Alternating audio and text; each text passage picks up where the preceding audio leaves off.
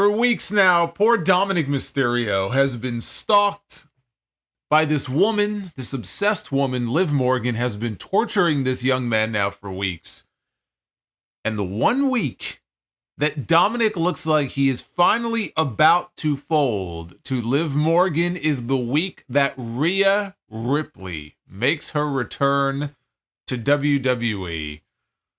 Unfortunately for Dominik, Rhea is back just in time for the road to SummerSlam. And that is not good news for Liv Morgan, because Liv Morgan, if you saw the look on her face at the end of Raw tonight, Liv Morgan is a dead woman walking. And her feet could not carry her fast enough out of that arena at the end of the show. But now the stage is set. We could get Rhea Ripley one-on-one with Liv Morgan at SummerSlam in a Dominik on a pole match. The objective is that the person who grabs Dominik first can use him as a weapon. And that will be the match for the women's world title at SummerSlam.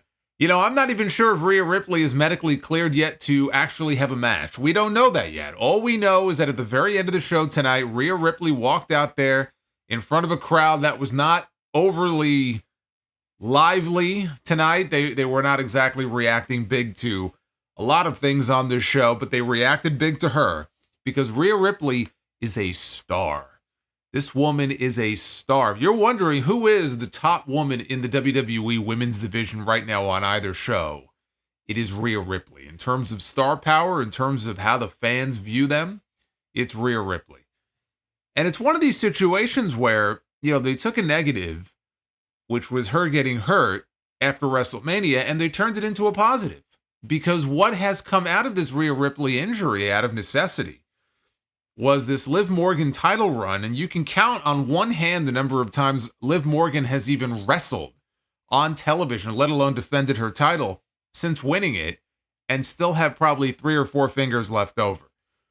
But despite that, she's been involved in this story, which has gained a lot of traction on social media. It has really been quite the angle when it comes to the segments on the show where they have Dominik and Liv. There's so many of them in a given week, and that right there tells you the success of these segments and the success of the storyline so far. They would not be featured this often if it wasn't doing good numbers. So people are buying into it. People are tuning in for it. They want to see what's going to happen next. They want to see what's going to happen when Rhea comes back. Now she is. And now this gets to move on to the next phase. But I got to tell you, I'm in the camp of Dominik Mysterio here. I don't see what Dominik did that was so wrong. Rhea Ripley was very angry with him at the end of the show tonight. And actually, they cut the show off again. They had that hard stop at 11 o'clock, and the show was not over yet. So there's already footage out there of what happened when the show actually ended. We'll talk about that.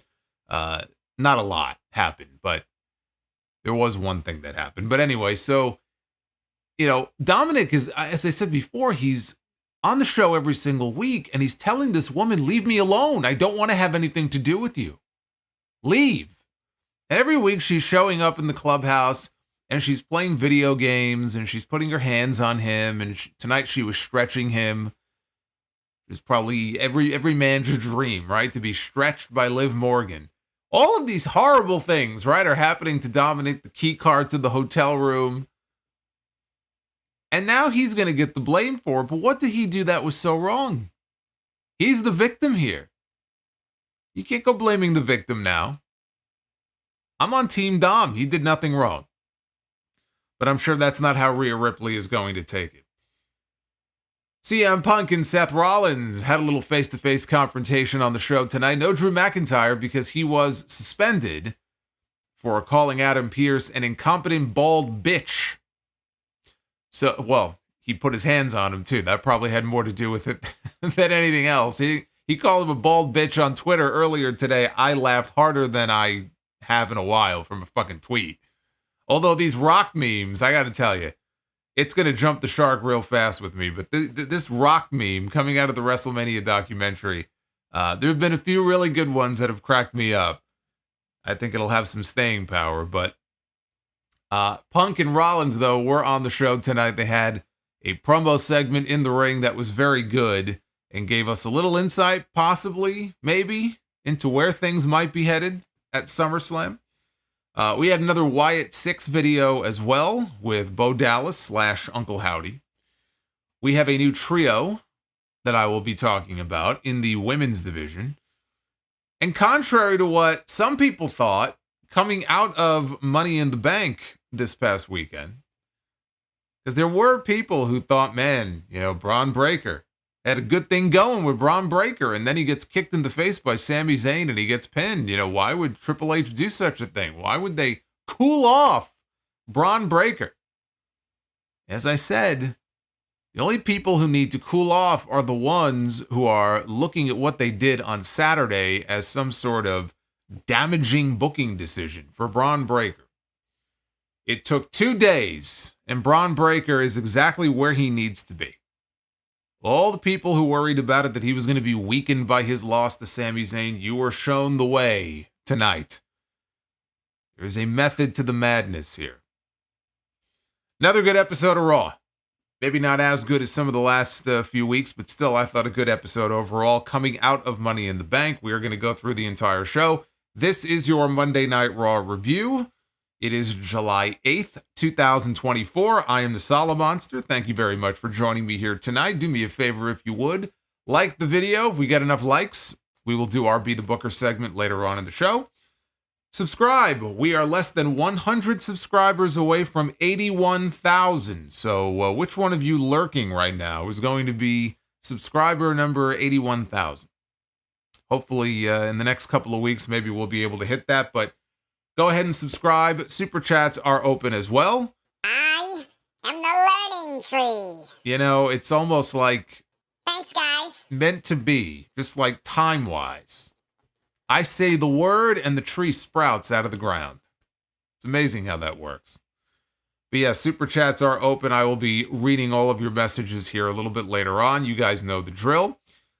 Also, if you missed it, before we go any further... Why is Solomonster a Punk hater? Why does he hate Punk so much? What did he ever do to him? El Masse with the $40 CM Punk I'm the learning tree. super chat. The CM Punk super chat, first one tonight. Guys. We're going to be talking about Punk here in just a little bit. Thank you guys. You guys are flooding me with love here. I love to see it. But what I was going to say is, if you missed it, I have a full review up on episode 869 right now of the Sound Off. It went up yesterday on the WrestleMania 40 documentary. You're seeing all these Rock memes. If you're not sure where those are from, it is from the WrestleMania 40 Behind the Curtain documentary. And I have a lot of thoughts on that. So be sure to go check that out. It is part of episode 869 of the Sound Off. Get into a lot of detail there on that. Let's get into the details here for this Raw show tonight, because after a recap of Drew McIntyre trying to cash in Money in the Bank, and then cashing in Money in the Bank, but doing so unsuccessfully for the World Heavyweight title, he was screwed over once again by CM Punk. Stop me if you've heard this before. CM Punk was there live to open the show and kick things off tonight. The first thing that CM Punk wanted to do on this show was to congratulate John Cena on his retirement in 2025. John Cena, at Money in the Bank, announced that this will be his final year in WWE. He will wrestle his final match in 2025. He did clarify later that he's going to be wrestling the entire year, so he is not retiring at WrestleMania, although it will be his last WrestleMania match, but he's wrestling from January through December. So we're getting the long goodbye for John Cena next year. And Punk said that he would love to lace him up one more time with him before he calls it quits. I said it on Sunday. First Raw on Netflix in January. Maybe the very first match for John Cena in 2025. John Cena versus CM Punk. Run it back one more time. We haven't seen that. We haven't gotten that match in 11 years. By the time we get to 2025, it'll be 12 years. You want to load up that first Netflix Raw with some big stuff. How about John Cena versus CM Punk? Get it done. Raw on Netflix. Boom. There it is. So now with the John Cena stuff out of the way, he turned his attention to Drew McIntyre, who was not there tonight, as I mentioned, because he was suspended by Adam Pearce, and they showed the footage of why. It was after Money in the Bank. McIntyre was an absolute nutcase. He was beside himself with rage. He stormed the post-show set with Jackie Redmond and Wade Barrett and Big E, yelling into the camera like a madman, "I know where your family lives."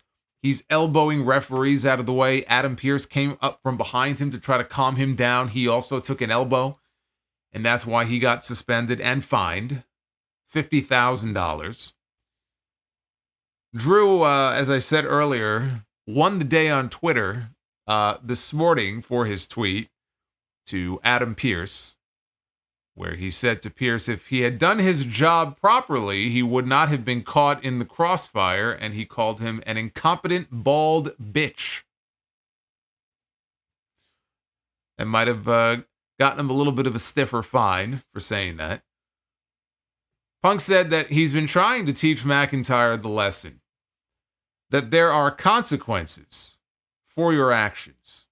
As CM Punk would know that there are indeed consequences for your actions. That's why he was fired by Tony Khan, because there are consequences for your actions. You think Tony Khan wanted to fire his biggest star? His biggest moneymaker? No, but there are consequences when you choke your coworker. So if anybody can impart that wisdom on Drew McIntyre, CM Punk is actually the perfect person for that. So he recalled saying that McIntyre will never be champion again as long as he has air in his lungs. And Punk said, promise fulfilled. He said he wants to get his hands on McIntyre, though, and he can't do that if he's suspended. This is the conundrum now, because he's not going to be around if he's on the suspended list. So we have a problem here. Punk said that he was fined himself for his own actions on Saturday to the tune of $25,000, but he said it was money well spent. But he asked Jack Tunney or Adam Pearce, whoever, he said it doesn't matter. He wants McIntyre's suspension to be lifted. And then out came not Adam Pearce or Jack Tunney, which would have been a hell of a magic trick. Out comes Seth Rollins, the man who walked into Toronto challenging for the World Heavyweight Championship, who left a loser, who left without a World Heavyweight title. Punk saw Rollins coming out. He looked completely disinterested, and he left the ring to go once again sit on top of the announce desk, cross-legged. Rollins got in the ring, got on the mic, looking down at Punk, and he invites him to get back in the ring, unless he's afraid that he's going to kick his ass. So Punk smiles at this. He grabs a microphone, gets back in the ring. He tells Rollins to watch what he says. The last time they were in the ring together, he told Rollins, look, I'm going to give you a free shot.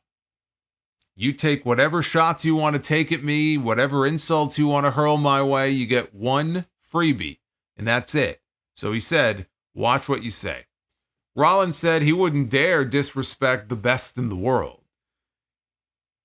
You're talking that actions have consequences. He wants to know why that applies to everybody in Punk's life, except for Punk himself. He said he understands mistakes happen with referees, alluding to the botch count on Saturday. He understands that mistakes happen. And he also understands that people cash in Money in the Bank. I mean, who would know better than Seth Rollins about that, right? So he says he understands all of that stuff. But why would CM Punk do the one thing that he warned him not to do when he first came back, which is not to stick his nose in Seth's business? Punk said that he was handling his business. He would like to think that Seth, being a husband and a father to Rue, he would understand that Rollins was, you bring up his family, right? That's his dander is up here, right? He's not happy about that. Punk said McIntyre is running around with a bracelet that has his wife and dog's name on it. So I guess he equates that, I guess, to Seth Rollins having a child. I guess Larry is like Punk's child, in a way.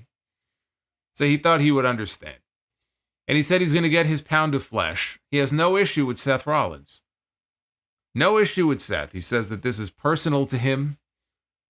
And if he somehow screwed things up for Seth, he's sorry. He says he didn't mean to screw anything up for him. He's blinded by rage right now, and he's sorry. But because he had a lot of trouble getting those words out. He had trouble bringing himself to apologize, but he finally did, and then it took all of 3 seconds before he followed that up by saying, but because it's Seth, he can't really be that sorry, can he? So Rollins said that Punk has probably never sincerely apologized for anything in his entire life, but he's great at gaslighting people. He's the kind of propaganda machine, but he's got to be the dumbest smart dude that he's ever met in his entire life. He's got it all figured out except the one thing to make him the hero he thinks he is, which is that the world does not revolve around CM Punk. So he can be a selfish bastard anywhere else that he wants to be. He can burn bridges anywhere else. He'll let it slide because he's above him. Seth is above Punk. He was willing to let that selfishness slide until Saturday. Because if it wasn't for Punk, he would be standing here right now as the World Heavyweight Champion. And I do want to address that because I got an email from somebody, but I've seen this sentiment from a couple of different people who think it's some sort of a logic gap. He didn't really cost Rollins the title. That's a real stretch. It's really not, though, if you think about it, right? If you think about what happened on Saturday when McIntyre came out to cash in Money in the Bank. I think it was Seth that he gave the Future Shock DDT to. Seth was down for a while. And it was really down to McIntyre and Priest. Punk shows up. Punk attacks McIntyre. And in the end, Priest hits the South of Heaven chokeslam and pins Drew to retain the World Heavyweight title.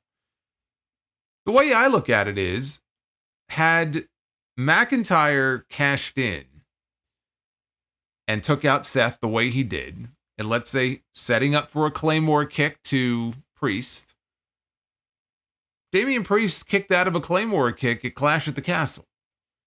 So again, if you really think about it, had he hit him with the kick, there's no guarantee that Drew would have pinned him and won the title. He could have kicked out. The match continues until Rollins is able to get back to his feet. He gets back in the mix, and then it's anybody's ball game. Rollins could very well end up winning the World Heavyweight title. So again, it's not really a logic gap to think that he cost this man the championship. You could easily explain it away. Rollins has a right to be angry with McIntyre and to be angry with CM Punk, which is why it looks like he's going to be, shoehorned into this feud here going into SummerSlam, because now he's got a real issue with both these men. And he can't challenge for the World Heavyweight title for the time being, so what else is he going to do but try to make their lives a living hell? So anyway, he's very upset that were it not for Punk, he believes he'd be standing here right now as the World Heavyweight Champion. And for the time being, he says he's out of shots at that title. It's not just a pipe dream. Being champion is the most important thing to him in this business, so now it is time to take from Punk. Said he would hit him right now, but he knows Punk's fragile body can't take it. It is funny to me when he said that, because who was the first person to mention fragile mind, fragile body, fragile spirit? Someone that Rollins knows very well, a good friend of his, right? Jon Moxley. And so here's another member of the Shield echoing those same sentiments here on the show, calling him fragile, right? Fragile Phil. So before Punk can even speak the name, Drew McIntyre again, Rollins said he promises to snap Punk's injured arm. He says actions have consequences. And we got the mic drop from Seth Rollins. This was great. The few times that we have seen these two interact here on TV, or they've shared the ring together with a microphone, it's been great. When Seth gets serious, he's actually a very good promo. And we saw some of that in the lead up to WrestleMania. We had that one segment on SmackDown where we had Cody and Seth face-to-face with Rock and Roman. And remember, Seth got up in Rock's face, and he cut this impassioned promo, and it was actually really good. So when he drops the goofiness and the hyena laugh and the I'm a revolutionary, I'm, a visionary, I'm all this, nonsense that he's usually spewing out there and then laughing every 5 seconds. When he's out there and he's serious, he's actually a very good promo. When you can take him seriously, when he's not out there in, literal clown shoes. So I thought Rollins was actually really good here, and an interesting dynamic in this segment because there really was no heel and there really was no babyface. Now the fans are going to decide who they want to cheer and who they want to boo. A lot of people look at CM Punk and go, how is this man the babyface here?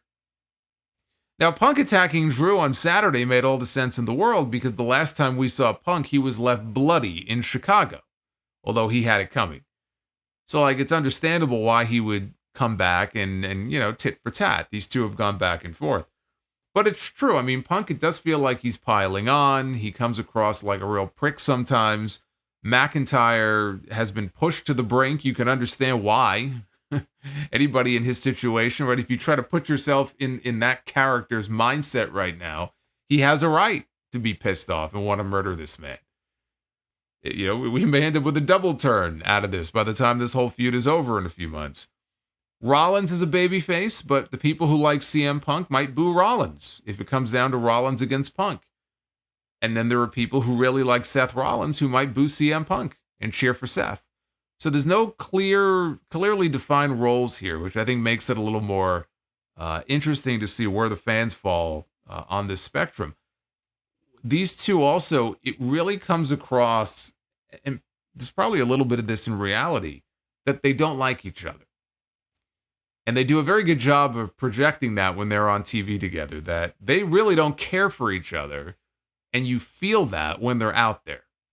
So when they're in the ring for a promo segment, and I hate comparing it to other people, but, Brett and Shawn is always the one I fall back on because it was so fun, because you knew they really hated each other.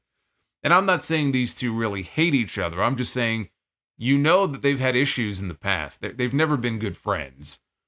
And it comes across that way on TV. So it just makes for a better segment. It makes for better television. But, Punk tried to apologize. He couldn't bring himself to do it. Took another jab at Seth. And then, of course, Seth calling him selfish and burning bridges in other places. We all know what he's referring to there. I'll tell you what they did. They did a very good job here of getting me hyped for Seth Rollins against CM Punk. But I don't think we're getting Seth Rollins against CM Punk at SummerSlam one-on-one. Could it end up being a triple threat match? It's possible, but again, how can Punk's first match back be anything other than CM Punk against Drew McIntyre? And how could it be anything but a singles match? But I think that we may be heading for a triple threat match. Of course, I've talked about Rollins being a referee. I didn't get that sense watching this segment. It's possible. It's possible that he could be involved but not actually be wrestling CM Punk at SummerSlam. And then something happens in that match where McIntyre wins, maybe because of Seth, and then it leads to Rollins against Punk. I think Rollins against Punk could be a big WrestleMania match next year, but they teased it at the beginning of the year, and then they didn't do it because Punk got hurt. Now they're teasing it again. You kind of feel like, can you wait until WrestleMania to do the first match between Rollins and Punk? That's an awfully long time. I'm not sure.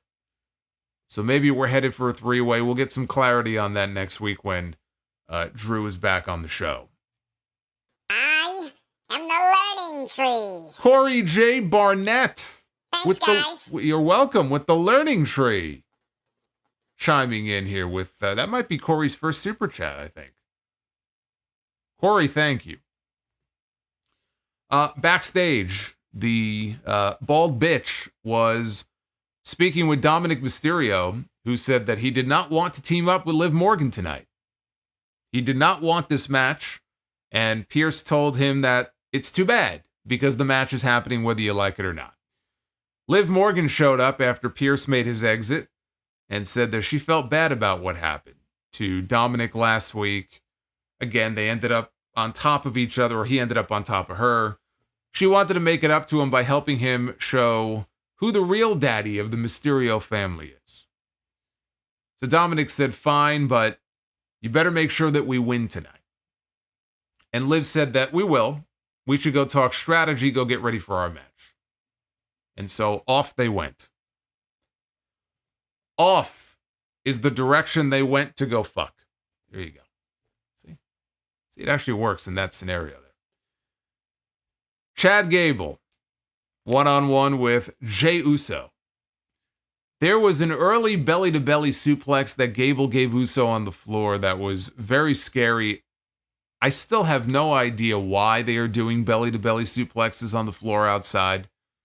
I don't know why they're still doing that. It's completely unnecessary. There's just such a lower margin for error here than there would be in the ring, where there's at least a little bit of give on the mats, and there's no give on those mats outside.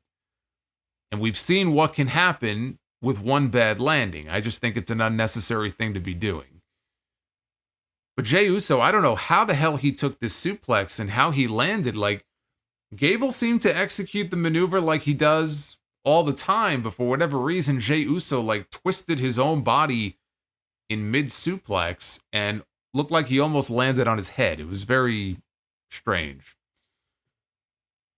Gable was in control after a commercial break when the Wyatt Six appeared, or at least they started to make the lights go off. We heard the sound effect. We started to see some of the lights go off. This distracted Gable.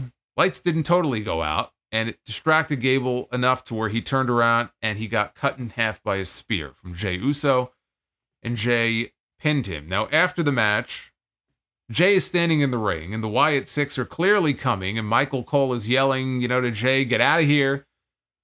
Because, again, it was clear they were going to show up at any moment. Jey Uso, who, over the last several weeks, whenever the Wyatts come out, he disappears. It's like a running gag now.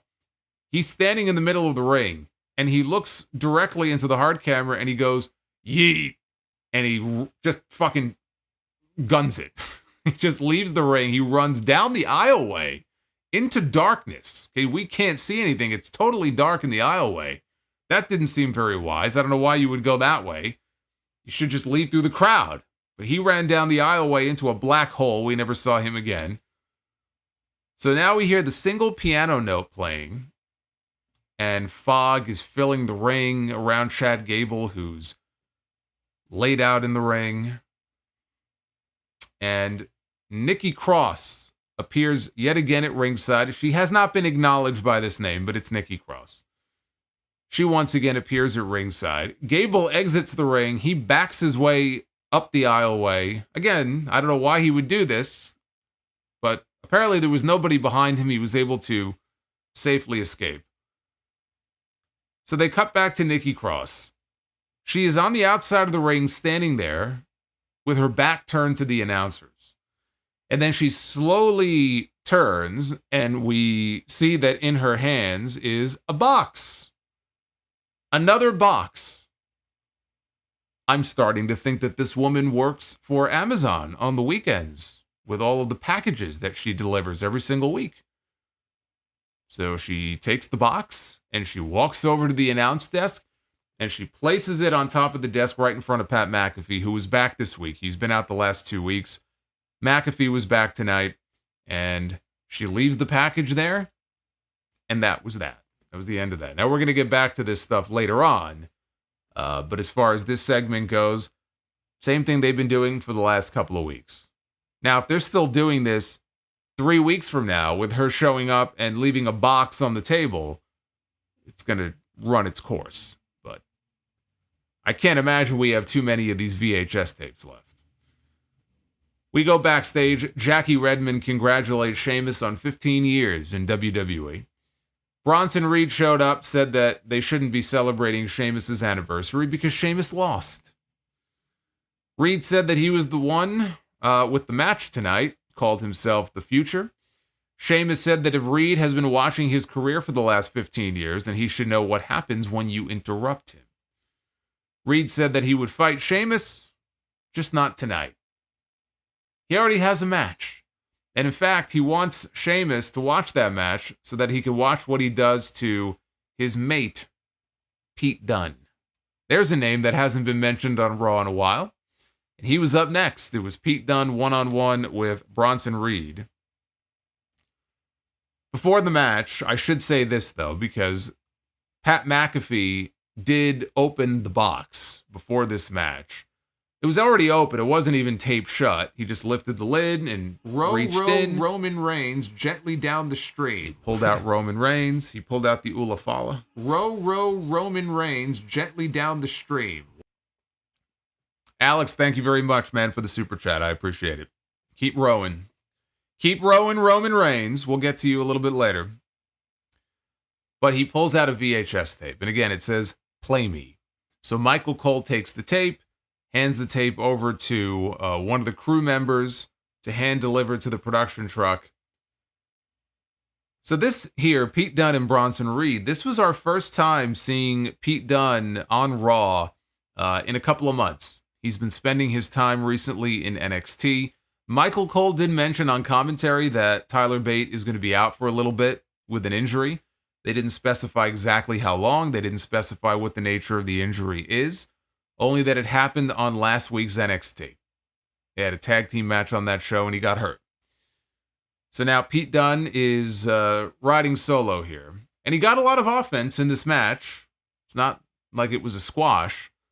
Reed, though, got a great sit-out powerbomb for a near fall. Ultimately, he finished off Dunne with the tsunami splash.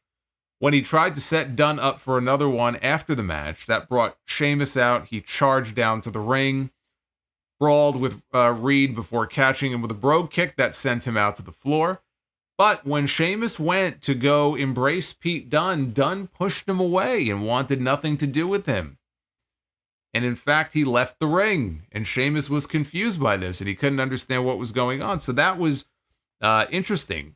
Cole did mention on commentary that Sheamus walked out on the Brawling Brutes. Right? The Brawling Brutes never really had a real conclusion to it. They just sort of disintegrated. Sheamus, I think, got hurt is what happened. But they just separated. Sheamus was out with an injury. Ridge Holland got sent down to NXT. Pete Dunne ended up in this tag team with Tyler Bate. They just sort of all went their separate ways. It was a very unceremonious ending. But on commentary, Michael Cole positioned it like Sheamus walked out on them. And I guess that's the story, is that Tyler Bate and Pete Dunne, or at least Dunne, I guess we don't know how Bate feels, but Dunne may feel like, hey, you walked out on us. You abandoned us. So it looks like there's a little bit of resentment there. And man, you know, Pete Dunne needs this. He really does. Especially if Bate is hurt and is going to be out for a while. He needs this. He needs a good story to really feature him here on this show. Some kind of meaningful program, which it would be with Sheamus, because again, there's history there. Sheamus is still a big name. Certainly bigger than Dunne. And if this means that we're going to get Sheamus and Pete Dunne in, you know, an actual feud, or they're going to have a match, I'm all for it. And it's great for Pete Dunne, because the alternative is him not being on Monday Night Raw. So if it gives him something to do, if it gives us an opportunity maybe to get a glimpse of the old heel Pete Dunne, I'd love that. I remember when he first came into NXT and he had like his own little mini feud going with William Regal. Didn't lead to anything, unfortunately. Regal was done at that point. No pun intended. He was done. See, I didn't even mean to do that. But he was done as far as in-ring competition was concerned. That could have been great. Actually, I've always felt like William Regal could be a great heel manager for Pete Dunne. And if they wanted to, I mean, he's free and clear now. He can be on television if he wanted to. He's not under some sort of, you know, non-compete AEW. You know, he can't be on TV. He can do whatever he wants at this point. I'd love that. You know what? If Paul Ellering could be given a favor job by Triple H, which is basically why he's employed and why he's on television every week, even though he doesn't really do anything. If he can bring back Paul Ellering and give him a job so that he has a role on TV, there's no reason why we can't get some William Regal on television too. That might be the best role for him. And then when we get to November, no matter what he's doing, they can borrow him. One of the GMs can borrow him so that he can go War Games, and then he can go back to whatever he was doing. I'd like to see that. We had the Judgment Day hanging out in a hallway backstage when Seth Rollins interrupted and said that I'm just here to talk to Damian, just to talk. One-on-one, he wants to have a conversation with the world champ. So Priest sent the other members away. He said it's cool. And they all left, and we had Priest and Rollins. Rollins acknowledged that the champion stuck to his word. Right? There was no Judgment Day interference on Saturday, unless, of course, we come to find out that Finn Balor paid off the referee to hold up the count. Right? I mean, he stayed true to his word. He didn't come out. Technically, he didn't physically show up at ringside. But he said, Priest was a man of his word, and so per their gentleman's agreement, he will be a man of his word, and he is not going to come for the title, so long as Damian Priest is the World Heavyweight Champion. Rollins said that as good as Priest was on Saturday, he is going to have to be even better at SummerSlam. Priest stopped Rollins from leaving when he went to go walk off. He said he kept his word and he knows Rollins is going to keep his. But Priest said that he still has a lot to prove. He said that they could throw that gentleman's agreement out the window. And once he is finished with Gunther at SummerSlam, he would go to war with Rollins again. All Seth has to do is name the time and place. Rollins smiled and put his hand out, and the two shook hands, and Rollins left. Priest took a phone call at that point, asked the person on the other end of the phone, "Where are you?" That right there told you who was coming out at the end of the show. I mean, the minute that you had Dominik and Liv teaming up together in the main event, you should have known how this show was going to end. But there were multiple teases on this show about Damian Priest holding back on some kind of surprise that, he didn't want to let the other members know what it was, but we knew what it was. So, Rollins and Priest already bailing on the stipulation, I see. Right? Seth Rollins is not supposed to be able to challenge for the World Heavyweight title so long as Damian Priest has that belt. And Damian Priest says, you know what? We can forget about our agreement. When I'm done with Gunther, I'll give you the shot. You just let me know where and when. It's not going to matter, though, of course, because Damian Priest is not leaving SummerSlam as the World Heavyweight Champion, so this is all for nothing. But the way Priest acted here made him look like he had a level of integrity that the other members of the Judgment Day do not.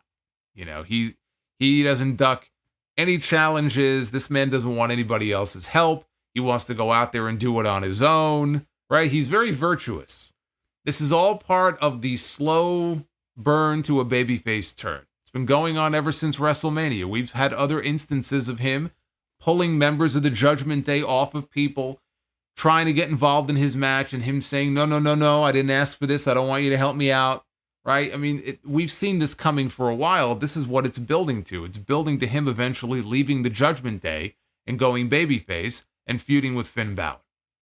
Balor may end up being the one who ultimately causes his demise at SummerSlam and costs him the World Heavyweight title. Sami Zayn was out next. He came to the ring in his flannel shirt, looking like Canadian Mick Foley. After beating Braun Breaker at Money in the Bank, still the Intercontinental Champion. Zayn said that he is no longer the underdog, he is a champion. I love this idea that, he's still the underdog. Like, he was the underdog going into WrestleMania last year. And he was a champion coming out of WrestleMania, just like he was this year. He won the tag team titles with Kevin Owens. So, like, this idea that he's still an underdog. I mean, I guess some people would have called him that going into the match with Braun, but I think he's pretty much established that he is not the underdog anymore. He said he's earned a certain level of respect that Braun Breaker did not bring to their match at Money in the Bank. He said it's one thing to knock him down, but it's another thing to keep him down. Braun Breaker made his way out to the ring to his new music that he debuted at Money in the Bank on Saturday. I had faint praise for it.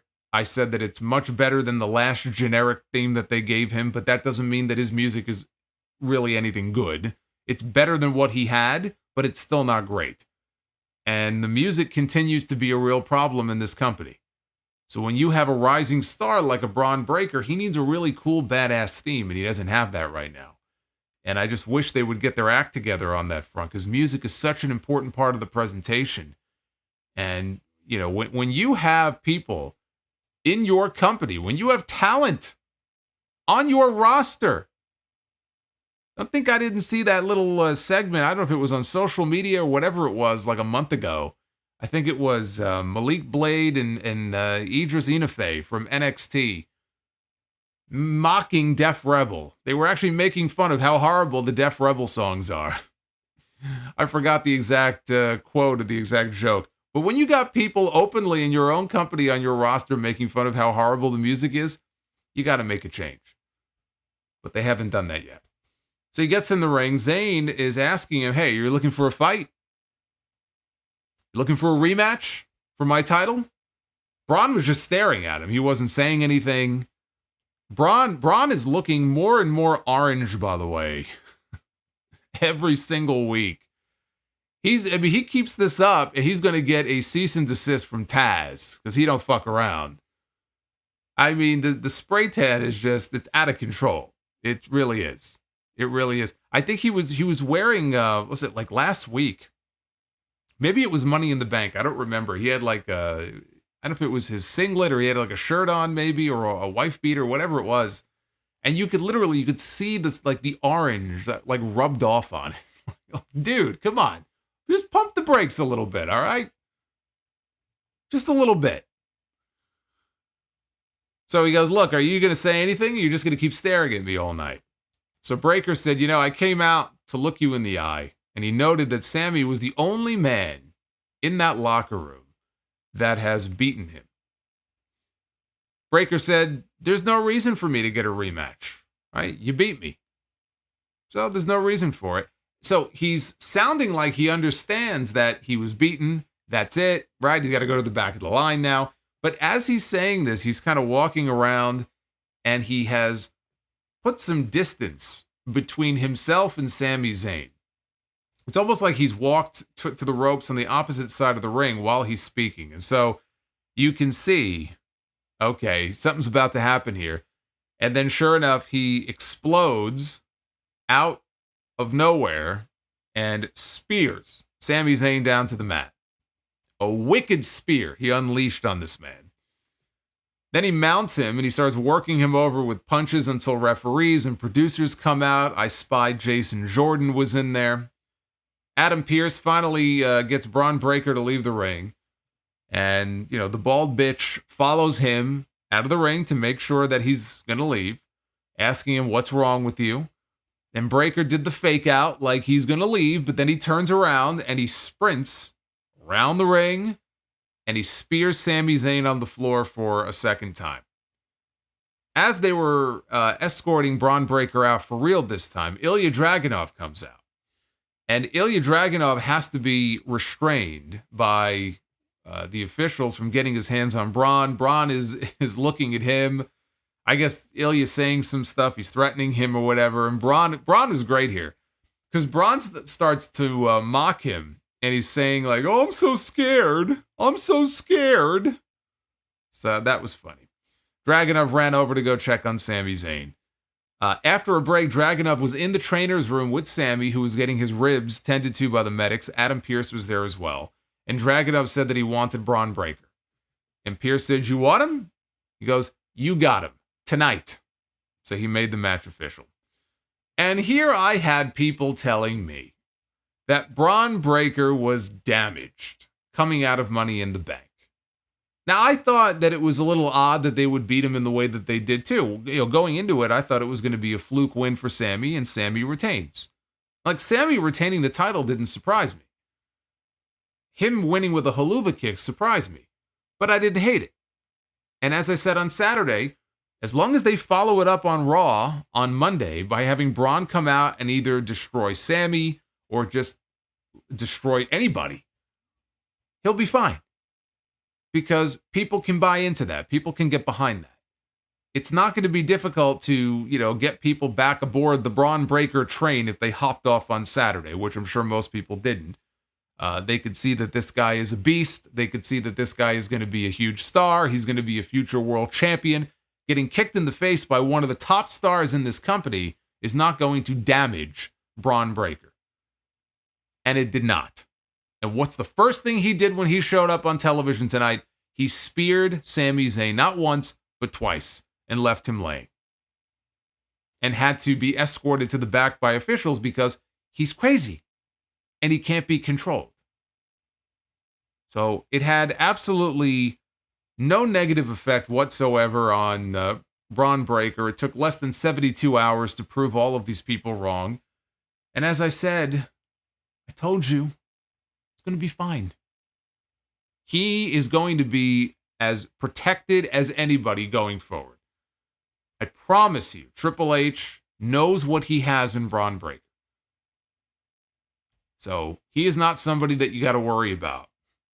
They're going to lose interest in him. They're going to fuck him up. He's going to be just fine. So this is the beginning, not the end, with him and Sami Zayn. I thought we might be getting a four-way at SummerSlam. Braun, Sami, Sheamus, Ludwig Kaiser. Kaiser, no mention of Kaiser on the show tonight. He did mention last week he's got broken ribs. It's possible that maybe they're not going to get him back as quickly as they thought. And instead of a four-way at SummerSlam, it might end up being a three-way.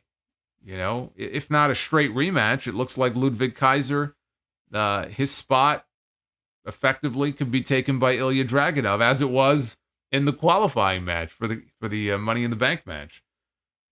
And so if we end up with a three-way with those guys, fine with me. I still feel like Braun is going to leave SummerSlam the Intercontinental Champion. Whether they do a two-way, a two-way. A two-way. A two-way is called a match. A three-way or a four-way. A two-way. Has anybody ever referred to that as a two-way? What the hell's wrong with me? A two-way.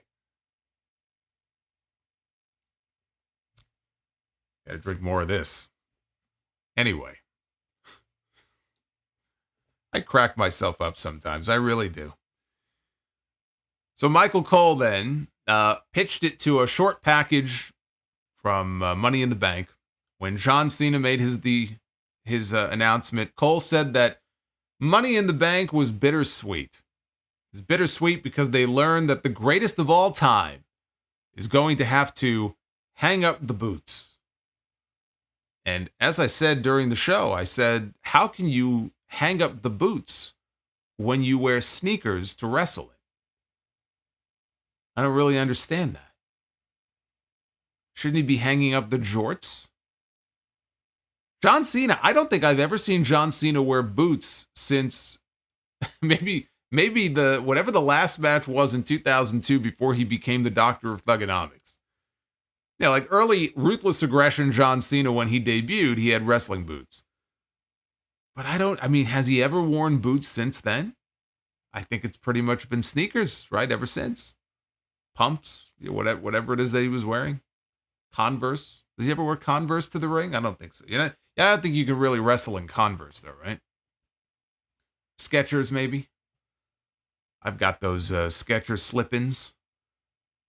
I asked the guy when I bought them, I go, can I go running in these? He goes, I wouldn't recommend it. So I guess you can't wrestle in them probably either. Anyway, just a question to ponder. How one can hang up the boots when one does not wear boots. I think it's a perfectly valid question. We had a 6-man tag team match. It was Braun Strowman, The Miz, and R-Truth against Finn Bálor, JD McDonagh, and Carlito, whose hair is, his hair just gets poofier and poofier every single week. It looks like Sideshow Bob stuck his finger in a light socket, and somehow it just actually got worse. I don't know how long he's going to allow this to go on for. How big does he want it to get? I guess we'll have to wait and see. R-Truth, late in the match, he was begging to be tagged in. So Strowman tagged him in. And then Braun Strowman and R-Truth, together in a show of unity, went to ringside for the Strowman Express. We got a double Strowman Express, and they went outside and they mowed down Bálor and they mowed down Carlito. And Carlito went one way and his hair went the other. So McDonagh was hiding over behind the barricade in the Timekeepers area. Strowman spotted him and chased him away.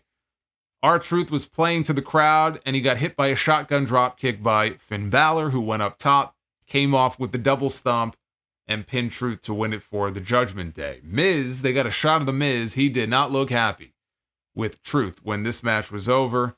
So it looks like a return to the dark side soon for the Miz. I think the Miz is finally at the point where he realizes it's time for this shit to come to an end. So the awesome Truth may not be long for this world. Everybody wave goodbye to the Strowman Express. There he goes to control his narrative. Backstage, CM Punk was talking with the bald bitch, who said that Punk is half the problem here, and he's not medically cleared. Pierce said that he would call Drew McIntyre to set up a meeting, because again, Punk wants him to unsuspend Drew McIntyre.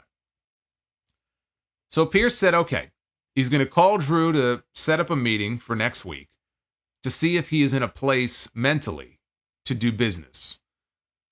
He said that he needed Punk, though, to stay home. Like, you can't be here. He knows McIntyre likes to pick fights. Punk is not one to back down from a fight. He said if it happens again, the match with you and him and your title aspirations for the future, all of that, it goes out the window. So he told Punk, go home, pet Larry, and get healthy. And Punk agreed to stay home next week. Sorry, Dayton, Ohio. No CM Punk for you. Get your refunds now. At least they told you in advance he's not going to be on the show next week. Of course, we don't know, right? He could still show up and try to fuck this guy over again for the fourth time in some way. He may well show up anyway, just to screw. Well, although he was warned, though, right? Pierce did warn him, though. Like, if you show up, like, that's it. Like, your title hopes, you know, the match with McIntyre that you want. So I trust that CM Punk is not going to be on the show, and instead he'll be home petting Larry and petting AJ. Why not? Inside the Judgment Day clubhouse, Dominik was playing 2K24 when Liv said that we should work on our double team moves. And she said that Dom wants this as badly as she does. Dom said the only thing he wants badly is to beat his deadbeat dad. And Liv claimed, oh yeah, that's what I meant. So she said Dominik needed to loosen up a little bit. She shoved him down on the couch, and she gets on top of him. Again, this is not his fault. There is video evidence. Somebody should show this to Rhea Ripley. She doesn't watch the show. There's video evidence to support the fact that Dominik Mysterio here is the victim. He did nothing wrong. I don't know why anybody would be upset with him. He showed a lot more restraint than most people would. He showed a lot more restraint than any of you in the chat would. I know that. I could guarantee you that. So this kid gets shoved on the couch. She climbs on top of him and she grabs his leg and begins to stretch his leg. Is bending his leg. So it looks like they're in a very compromising position. This was their Trish Stratus Triple H moment when Stephanie walked in on them. Only not quite as bad as that. Damian Priest walks in the middle of all this. Big smile on his face. And then you see each of the other members of the Judgment Day. They poke their head out from around the corner to see what's going on here. So Liv sees them. She leaves the room. Priest said, look, I don't even want to know what that was. He said to Dom, you should have been done with this by now. He added, it's not that hard. And Carlito, while looking down at Dominik's crotch, said, it looks pretty hard to me. Carlito, I have to say, Carlito, it still is very funny to me how he has just become just a regular member of the Judgment Day. But they do give Carlito some of the better one-liners on these shows. This probably was his best one. As he looks down here and he goes, well, it looks pretty hard to me. I mean, this guy should be a comedian here, right? Instead of throwing tomatoes at him, they could throw apples at him. So Dominik said that Priest sounded like his dad. And Priest said, I'm starting to understand your dad more and more every single week. And Dominik said, look, I thought I'd put an end to it. I'll put an end to it now. He goes, I thought I did. I'll take care of it. So after Dom left the room, Bálor said Priest had mentioned that he wanted to tell them something. So what is it? And Priest was going to tell them, and then he thought better of it. And he said, you know what? I'm going to keep it to myself. And Dominik's going to find out later anyway. So again, hint number 2, like hint, hint, right? Stay tuned to the end of the show because you know who is going to be showing up. They basically told you without telling you. Off is a direction you can fuck. There it is. That's where Liv and Dom went. Alex with the $23 super chat. Thank you, Alex. Love it. Then it was time for the latest Bo Dallas video. This was the VHS tape that they had sent to the truck. So we were about to see the next chapter here of the therapy session with Howdy and Bo Dallas. And Uncle Howdy wants to know more about his family. This really is like a therapy session. He's like, tell me about your family. And he, being Bo, said that he took those who no one wanted, the discarded, the forgotten. He gave them a purpose. They're so happy that you remembered them. Being a glutton for punishment doesn't make abandonment hurt any less. There's been loss, too much, but grief is the price they pay for love.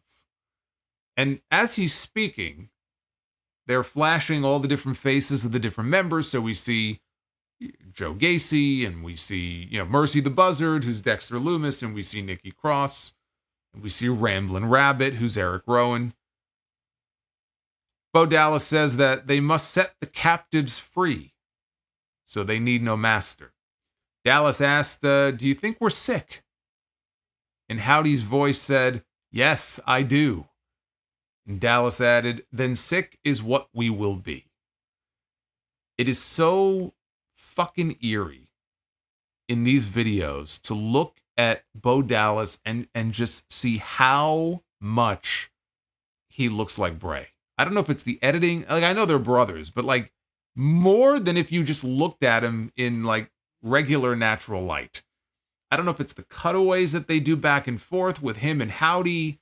Yeah, because Bray had like the dreads and he had that hat, and Howdy does too. And they do these kind of back and forth cuts between Bo Dallas and Uncle Howdy. I don't know what it is, but man, it's eerie. Like, there were a few moments in this video where I for like a split second, I thought I was looking at Bray Wyatt. Very eerie.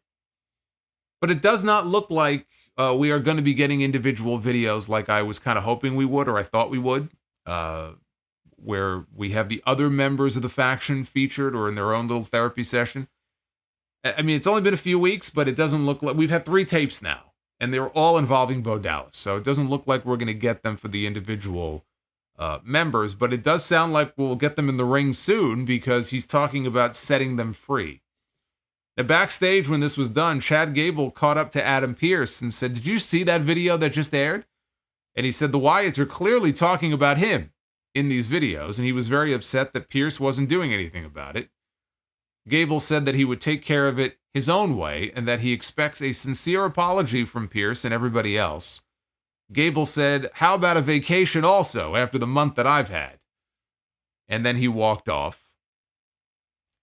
Pearce opened the door and he finds Bo Dallas sitting in his office. And Bo looks up at him and he smiles. And Pearce closes the door behind him, which doesn't seem very wise. That's not very smart. Lock yourself in a room with Bo Dallas, who just admitted in the video that you just aired on your television show that he is a sick man. Let me lock myself in a room with him. So it looks to me like maybe Bo Dallas and not necessarily Uncle Howdy. Could be Bo Dallas one-on-one with Chad Gable at SummerSlam. Could also be, well, I don't want to mention the Chad Gable thing later just yet. Could be a multi-man match. It could be a 6-man tag. But I'm thinking one-on-one, Gable and Bo Dallas seems very likely for SummerSlam. Could be why he wanted to talk to Adam Pearce. We had Braun Breaker. One-on-one with Ilya Dragunov. Fun match. Breaker clotheslined Dragunov to ringside, followed him to the floor. Braun got a running start and was caught with a kick by Dragunov as he charged in. Dragunov, and I didn't see how it happened, he had a bloody gash on his shin. So I didn't see if it was when he got, dumped out of the ring, or, again, I don't know exactly when it happened, but it was noticeable. So he went to go charge at Braun. All of a sudden, the camera pans out, and we see Braun Breaker with an office chair, and he just throws it at Dragunov's head. And he goes down. The referee, of course, immediately calls for the disqualification.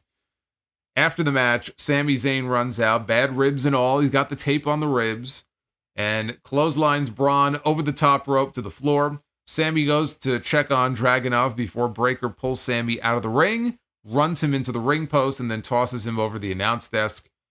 Dragunov was fighting Breaker, who cut him off, and then tossed him over the announce desk as well. Braun Breaker stood on top of the announce desk, and he began to bark. As the camera, we got a wide pan-out shot of Braun Breaker standing on the table and the entire crowd in Ottawa. That was a cool shot. And again, literally standing tall.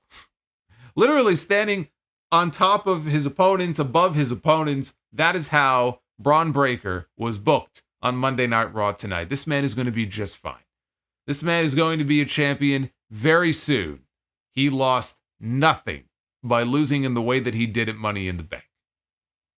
It was an overreaction from people who were worried that it could somehow stifle his push or stall his momentum in some way. People aren't going to look at him quite the same way. They did what they needed to do tonight to reestablish to people that just because he lost and got pinned on Saturday doesn't mean that this is not a man to be feared, and that you don't want to fuck with Braun Breaker.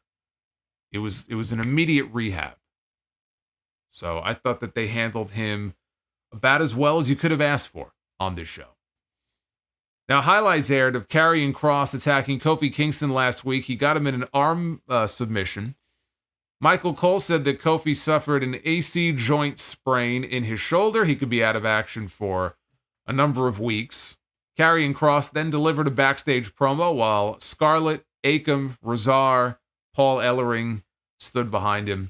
Kross said that he regretted to inform everybody that Kofi Kingston would not be playing the accordion.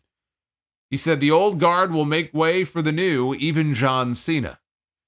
And he said that he always thought Xavier Woods was a hell of a talent. He said he could become his own man, or he would hospitalize him like Kofi.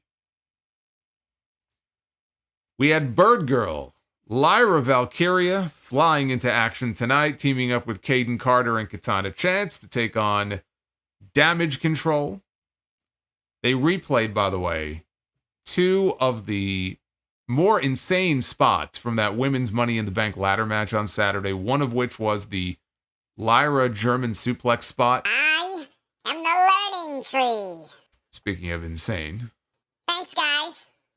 Antonio, thank you for the learning tree. Sitting under the learning tree tonight. So yeah, Lyra was hanging from the ladder and grabbed the hold of Io and just dumped her backwards with a German suplex. So that was crazy enough. But then they showed the terrifying Michinoku driver that Io gave to Zoe Stark off the ladder onto a ladder bridge down below. And the ladder did not break. I mean, it may have started to break, but like it didn't break. It didn't completely break. And it was a very rough looking, rough sounding landing for Zoe. She's insane for even agreeing to take that spot. Io is one of those people I would think is going to be very trusted, but I say this as somebody who has a fear of heights anyway.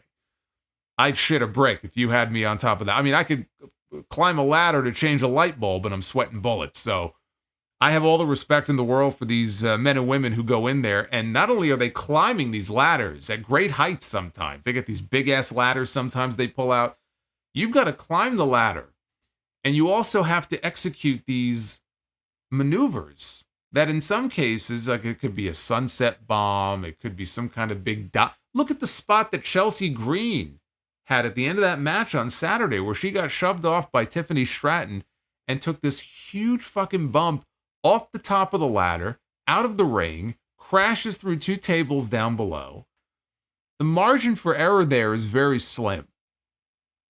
But she pulled it off, but I just can't even imagine.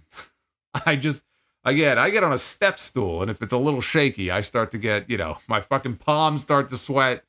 It's really bad. But man, that Michinoku driver was scary. One of the scariest things, honestly, that I've ever seen in a ladder match. It's a notch below the Salida del Sol spot. And if you saw that TLC show, you know what I'm talking about. When Kalisto, from the top of a ladder, gave a Salida del Sol to Jey Uso onto a ladder bridge, and they crashed through the ladder bridge. That is still the scariest thing I've ever seen in a ladder match. Scariest fucking thing I've ever seen.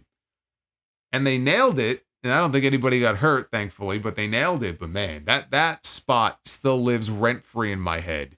This was below that, but it was pretty close.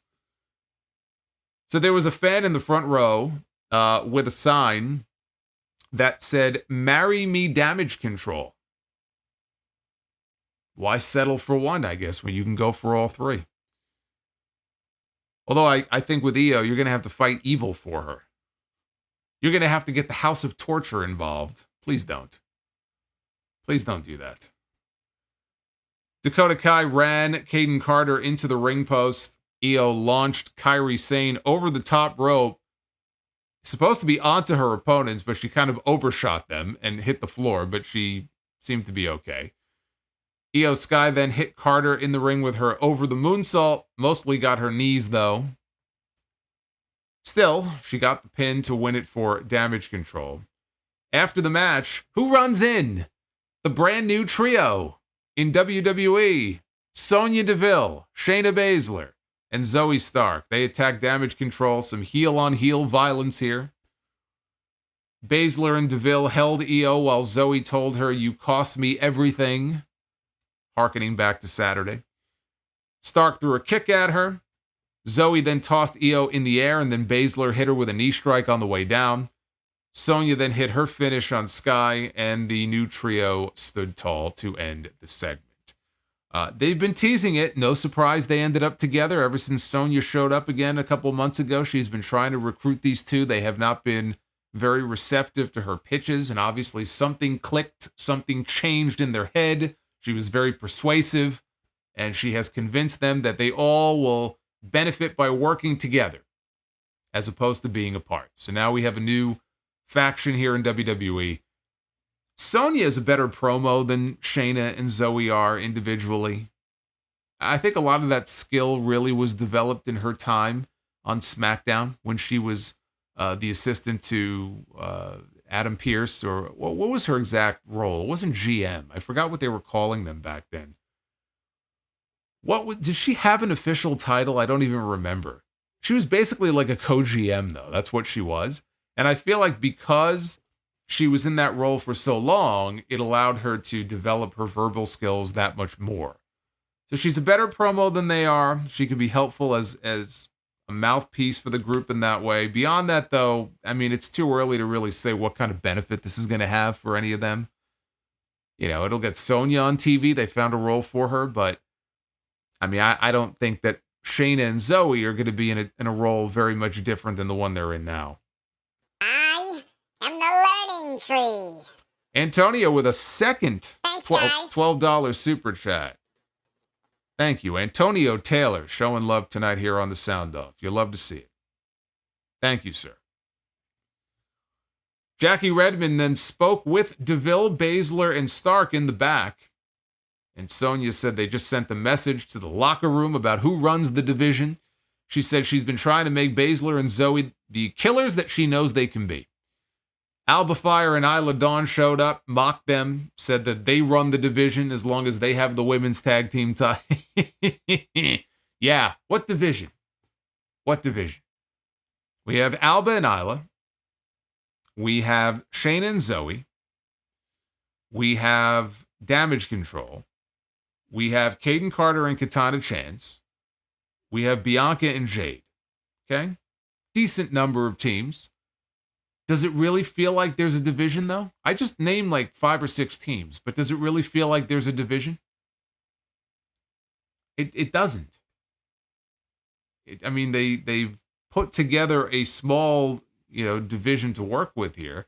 Bianca and Jade are not going to be a long-term team. I think we know that. But again, if there have been reports this week, I'm sure you've seen them, and I don't know how reliable they are. Meltzer, backed up the original report, but what the hell does that mean? That WWE is considering bringing in new women's mid-card titles, a women's intercontinental title and a women's US title. And again, it's not confirmed. It's not like it's an imminent thing or anything like that, but it's being talked about. I've talked about that. I've talked about the introduction of a women's intercontinental title for a while now, and I said that I think the introduction of a women's North American title in NXT is a little sign. They're trying that out in NXT.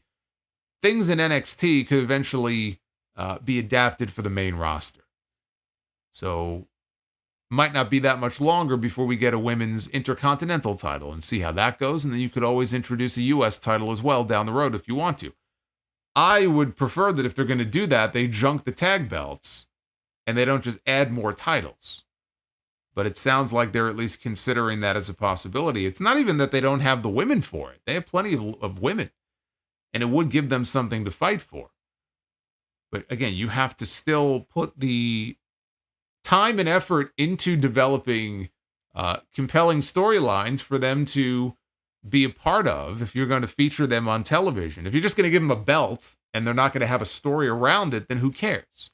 Right? There's no story right now around the women's tag team titles. Alba and Isla won them in Scotland.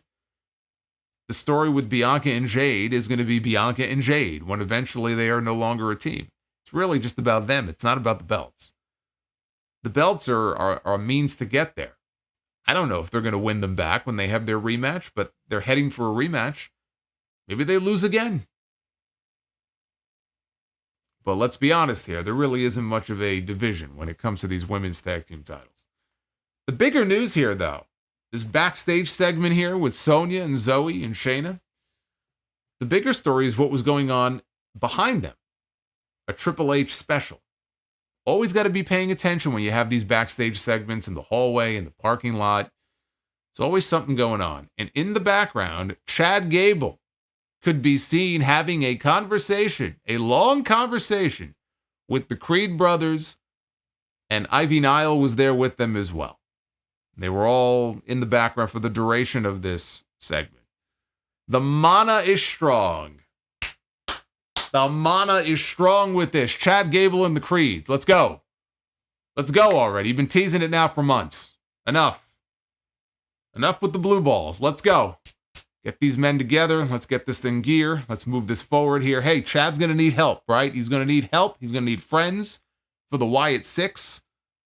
So why not align with the Creeds? If Otis and Tozawa, who apparently is injured, but if Otis and Tozawa and Maxine, if they don't want to reunite, Alpha Academy, he's got to move on to a new academy. So it's happening. The mana is strong. Thank you, Rock. The main event was Liv Morgan and Dominik Mysterio against Rey Mysterio and Zelina Vega. It's the amazing Gunther. With a special appearance by the amazing Gunther. Gunther, the magnificent.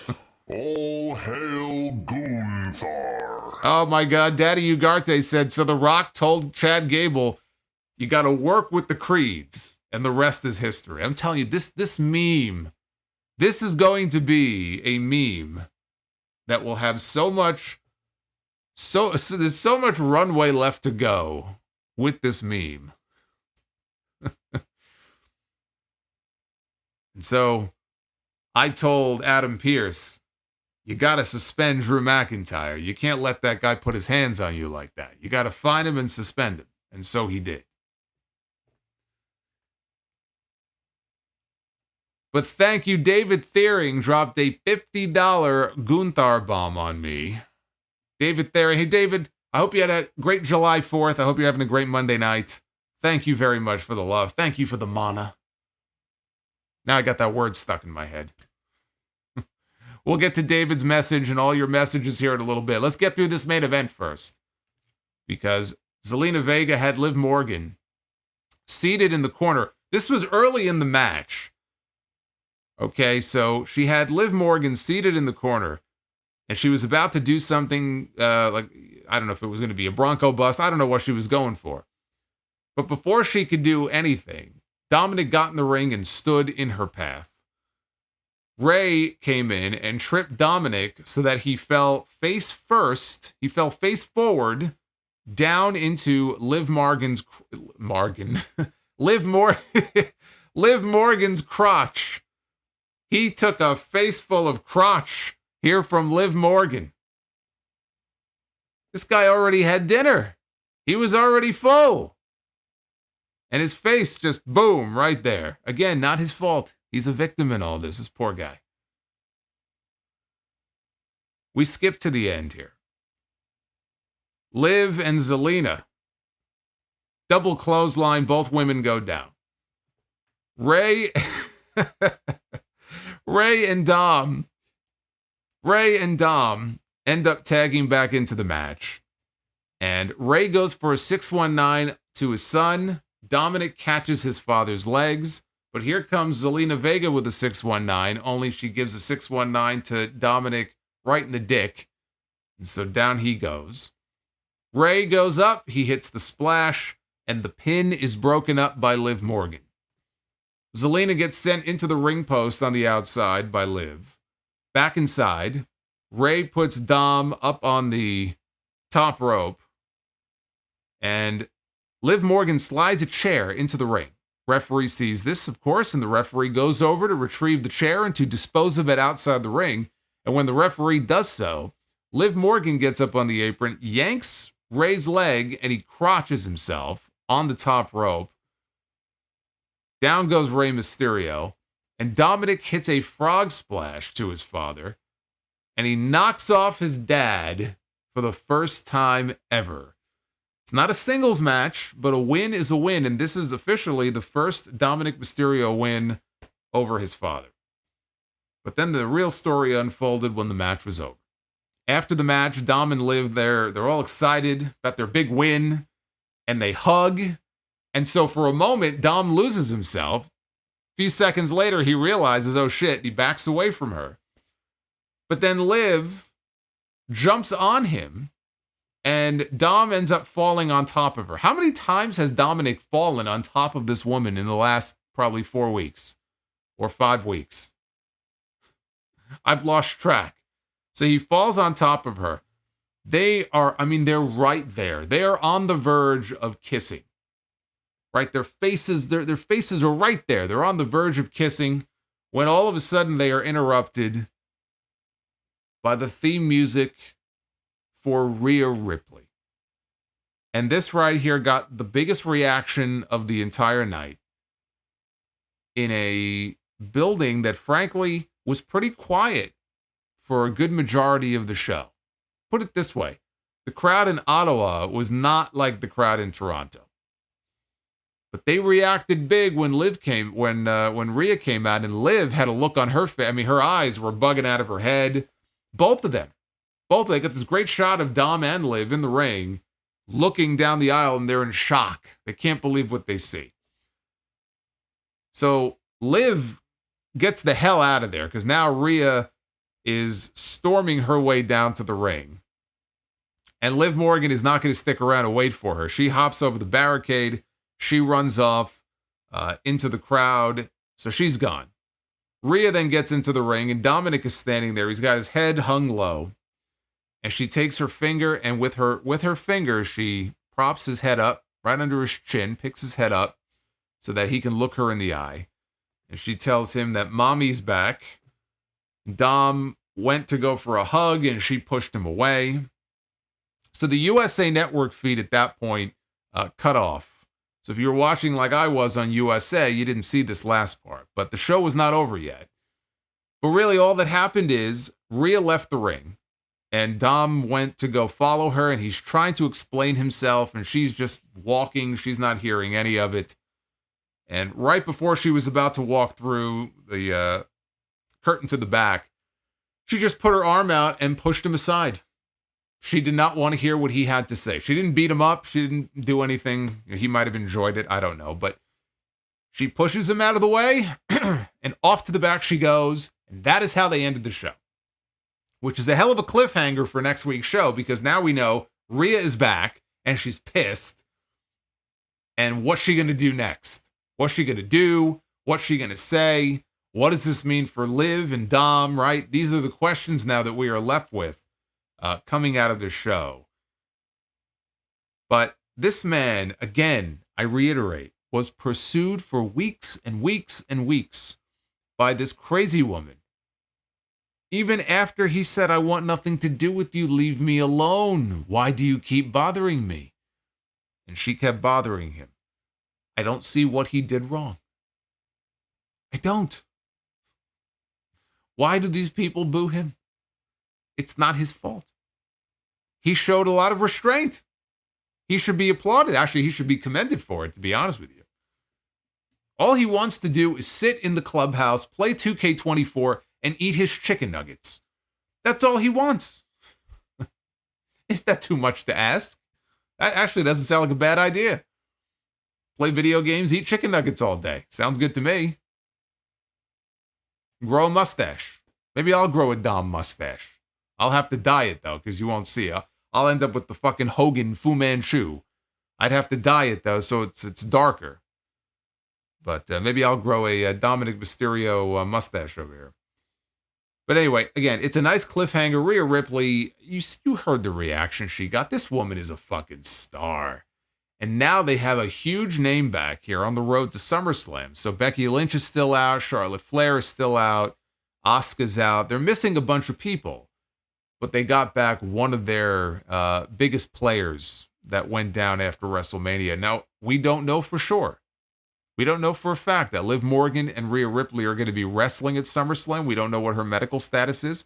There were reports a few weeks ago the WWE was considering ways to bring Rhea back to TV, just to get her back on the show, not necessarily get her back in the ring. So if I had to venture a guess, I think we're going to get Rhea Ripley against Liv Morgan at SummerSlam. Because that's the match. There's no other match. That's the match if you're going to have Liv defend the world title. But it all depends on whether or not she's medically cleared. You know, we've seen Punk, a little bit of physicality with him. He's not cleared yet. They expect him to be. They hope he is. I hope he is. So a little bit of physicality from her on TV. It's very different than having a full-blown match. We'll have to wait until next week. I'm sure we'll get some news on that this week. But they're to be commended here because, again, they took a huge negative where they lost one of their biggest stars and a woman who was world champion for over a year, and they had to strip her of the belt, which they would not do if they thought that she was going to be back in a few weeks. It's a minor injury. They obviously felt the need to get the belt off of her. And now Liv Morgan has been the beneficiary of that because Liv Morgan was not really doing much, and they created this whole story out of nothing now. They gave her something to do. They came up with a story that was compelling enough that a lot of people, again, have been blowing up these videos and have really been digging the storyline. And there are weeks where it could be one of the more entertaining parts of the show. But Liv Morgan's been able to have this run now. It's not necessarily a very good run, but she's nonetheless had this run as the women's world champion. Nobody's going to look back on these few months of Liv Morgan as champion and say, what a legendary reign this was. What great matches she had during this run. It's really not about that. It's about this story here. This is what it's all about. And when Rhea comes back, Rhea is going to fucking kill this woman. This is what people have been waiting for. And when they have that first match, Rhea still may not win that belt back. I think they're going to try to drag this out as long as they possibly can. They have a good story going here. I don't think they're going to want it to end at SummerSlam. So if they could extend it another month or two, then I guarantee you they're going to do whatever they need to do to drag this out as long as they possibly can. But they took a negative and turned it into a positive. They created this whole new story out of it. And now you have also the tension between Rhea and Dom. Are they ultimately going to split them up? Are they going to be reunited and go back to normal? Is there going to be a Judgment Day in 6 months at all? Because Damian Priest feels to me like he's on his way out. Where does Rhea stand in all that? Rhea's a babyface now. We all knew that it was coming. Rhea Ripley is total babyface. So her and Priest are going to end up, I think, going the babyface route. What that means for the Judgment Day, I don't know. I'm sure Carlito was on his hands and knees praying that they don't split up. He found a new group. He's got a good thing going. He knows that if there's no Judgment Day, he's got nothing. Nobody wants the Judgment Day to survive more than Carlito, I assure you. Overall, though, I thought it was a good show. Again, not as good as some of the ones they've had over the last few weeks, but I did think overall it was a good show. Gunther is back next week. They had dueling video packages. One from Damian Priest where he cut a promo on him, challenging him to come to Raw next week. They had a very good Gunther video package chronicling his time in WWE from 2019 when he showed up, looking a lot bigger than he looks now. It's so weird. It almost looks like two different people. My God, I mean, he's gotten himself into tremendous shape, and good for him, and good for his health. But he looks so different, than if you were to show people who maybe didn't know any better side by side when he showed up in NXT UK for the first time and the Gunther of today. I think they would look at that and they would squint and they would go, wait a minute, is that the same person? It's not. That was Walter. This is Gunther. Two different people. He'll be back on the show next week, though. We haven't seen him in a while. And Drew McIntyre will be back as well to have his meeting with Adam Pearce. So that is on tap for Raw next Monday night. Here is the Twitter poll. What did you think of Raw after Money in the Bank? 80.6% of you have given this show a thumbs up, 12% thumbs in the middle, and just 7% thumbs down. So it looks like a lot of you really liked Monday Night Raw tonight. Based on these results, and as a result, you have now been fined by Bryan Danielson. Enjoy your fine. See, Adam Pearce is not the only person doling out fines here. Only he's doling out $25,000 fines. I'm doling out $5 fines. If you would like a $5 fine, you could drop the $5 super chat. There you go. There he is again. Good old Bryan Danielson. Will he or won't he win the Owen Hart Cup tournament? I am the learning tree. Thank God this guy's not going to win. Thanks, guys. Can you imagine if Chris Jericho won the Owen and went to the main event at Wembley? Yeah, that would be horrible. I am the learning tree. He's getting plenty of time on here. Can't you tell?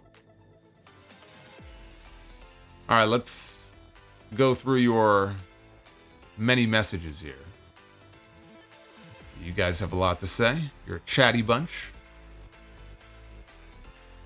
Let's begin, though, with Mr. GMB. Not even joking. I would have no problem with Oba, talking about Oba Femi, running through Ilya, Braun, Fatu, Gunther in just 1 year. He could beat Cody at SummerSlam, and I would love it. Well, you may love it, but it's a good thing you're not booking the show, because you're going to burn through every big match you could do with him in a year, and then you're not going to have anything to do with him. That's bad booking. You got to be smarter. You don't want to give all that away. Jessica Herman, Breaker Express is better than the Strowman Express. Thanks for the great analysis as always. My go-to podcast. Well, Jessica, thank you. I'm glad I am your go-to. Matt Oman, how would you fix Karrion Kross? I think I've said before that what I've seen from him and Scarlett, even on WWE's own YouTube channel, every now and then they'll post kind of like an off-camera type of video. I think there was something when they went to Saudi Arabia once. It was them and maybe some other wrestlers, and they followed them around like a vlog type thing. Great personality there, and I think that if you just showed the real person, I think he'd have a shot at getting over in a bigger way. These characters that he's been playing, not that he's bad at it as far as like the promos. He's actually a very good promo, but it's just not connecting. It's not catching fire in the way that they want. So I would make him more real, if that makes sense. You know, let him be more himself. And incorporate Scarlett into things more, because she's just sort of like background noise. But I feel like together, you know, if you kind of let them be themselves, and maybe it's as a babyface, you know, they may naturally get over as babyfaces, but I think he'd have a shot. I just think that these characters he's been doing, I just kind of feel like it's a dead end. Alfonso, thank you for the 20. He says, hey, Solo, I have no power. Living in Houston, just having Hurricane Beryl. Is it Beryl or Beryl? I think it's Beryl. Sweep through southern Texas. I didn't have the chance to see Raw. Luckily, I have you through these tough times to keep me sane. Thank you for everything. Alfonso, he sent this, it was like 2 hours ago, but Alfonso, I hope you are safe as can be. And I got you covered. So if you can't see the show, I brought you up to speed. But right now, you don't need to be worried about Monday Night Raw. You just need to worry about getting through that storm and coming out safely on the other side of it.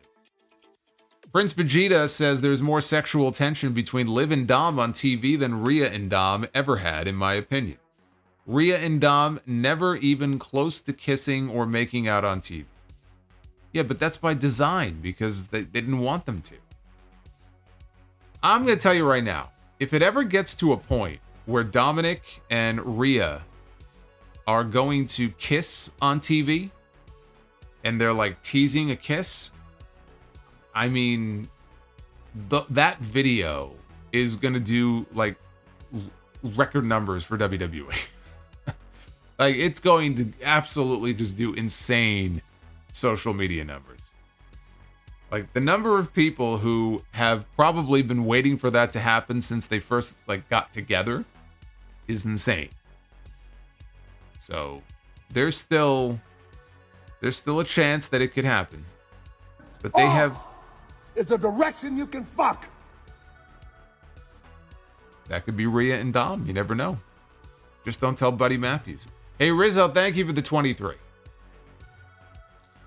Bobby's World says, too lazy to do 5 minutes of research, but was Saturday the first time a Money in the Bank was won and cashed in before the second Money in the Bank match took place that night?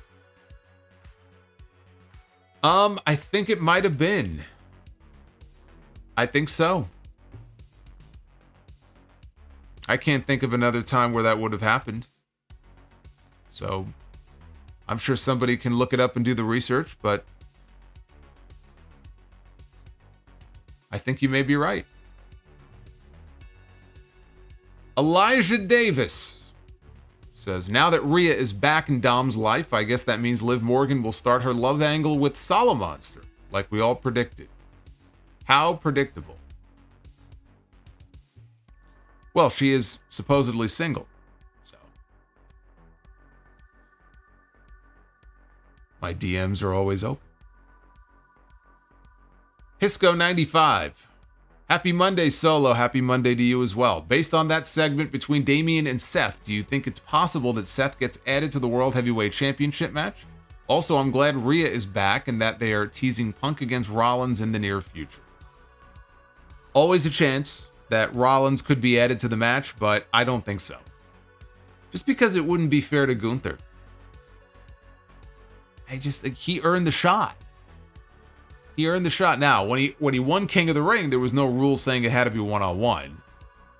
But that would be like the winner of the Royal Rumble goes to the main event of WrestleMania to challenge for the world title of their choosing, and then it turns into a fatal four-way. You know, it's happened before, but boy, like it's pretty unfair. You know, you win the Rumble, you have an expectation that it's you and one other person, and you're going to get your shot, and nobody else is going to interfere with that. So it is possible, and it would put a clear babyface in that match. Priest is sort of in between right now. Gunther's a heel. Rollins would be the big babyface in that match. So it's possible. But that's not what Priest told him tonight. Priest told him, when I beat Gunther, when I'm done with him, then I'm going to give you another shot. But I don't think we're going to see Rollins and Priest again, because by that point, Priest will no longer be the champion.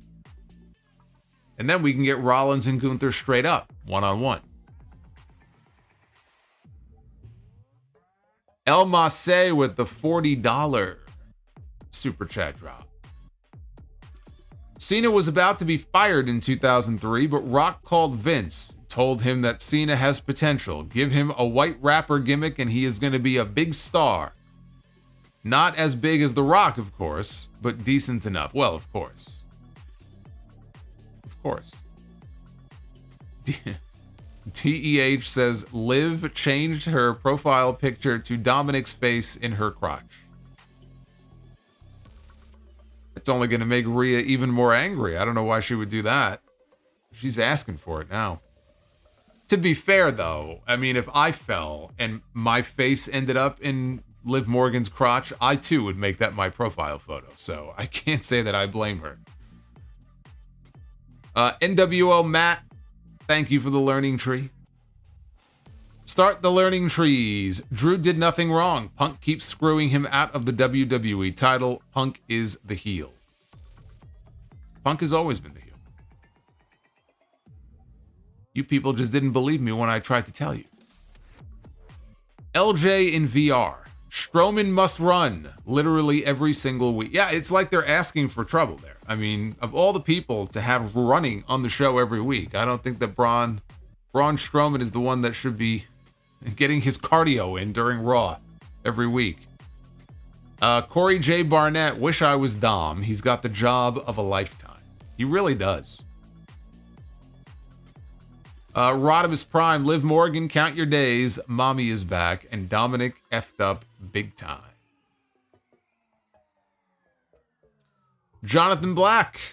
Hey, Solomonster, what were your thoughts on Sol Ruca versus Kehlani Jordan this past weekend? I saw Meltzer say he didn't think it was wrestling. You know what? It's no more or less wrestling than any other wrestling match you're going to see today. You know, you see it in WWE, you see it in AEW, where they have these spots that are... You see it in a lot of lucha matches. I just think it's up to your personal taste in wrestling, where you have these overly choreographed gymnastics type spots. Some people are just so freaking good at it that you watch it and it just makes you go, wow, you know, and you like it. And then sometimes you'll be watching it and I'll feel the same way watching it. Like, what are we doing here? You know, like, they're doing all these spots. They're trying to get in position for it. And now they're just standing there and they're waiting for the other person to do what they need to do. I feel like you just have to sort of accept it now because it's just part of wrestling in so many different places. But there are times where, and maybe it's just the experience level of the people involved, if they're just not that experienced at it and making it look like they're in a real fight, then it's more noticeable. I understood what Meltzer's point was. I did see the match. And I have said Sol Ruca is going to be a big star for them. Sol Ruca is a tremendous athlete. She's got a great look. I think she'll go far. If she could stay healthy, I think she'll go far. Because she unfortunately is part of the ACL brigade, which is a growing brigade in WWE these days, especially NXT.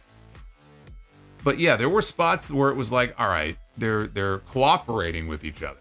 you know, in a way where you can't help but notice that they're cooperating with each other. And I look at that sometimes and I feel like, yeah, that's not really wrestling. But then they ended up having what I thought was a pretty good match. You know, it wasn't like it was the entire match. I felt like it was more the beginning of the match. So I didn't really come away from it thinking it sucked or anything like that. But yeah, no, there were parts of it where it was like, all right, they're doing a routine.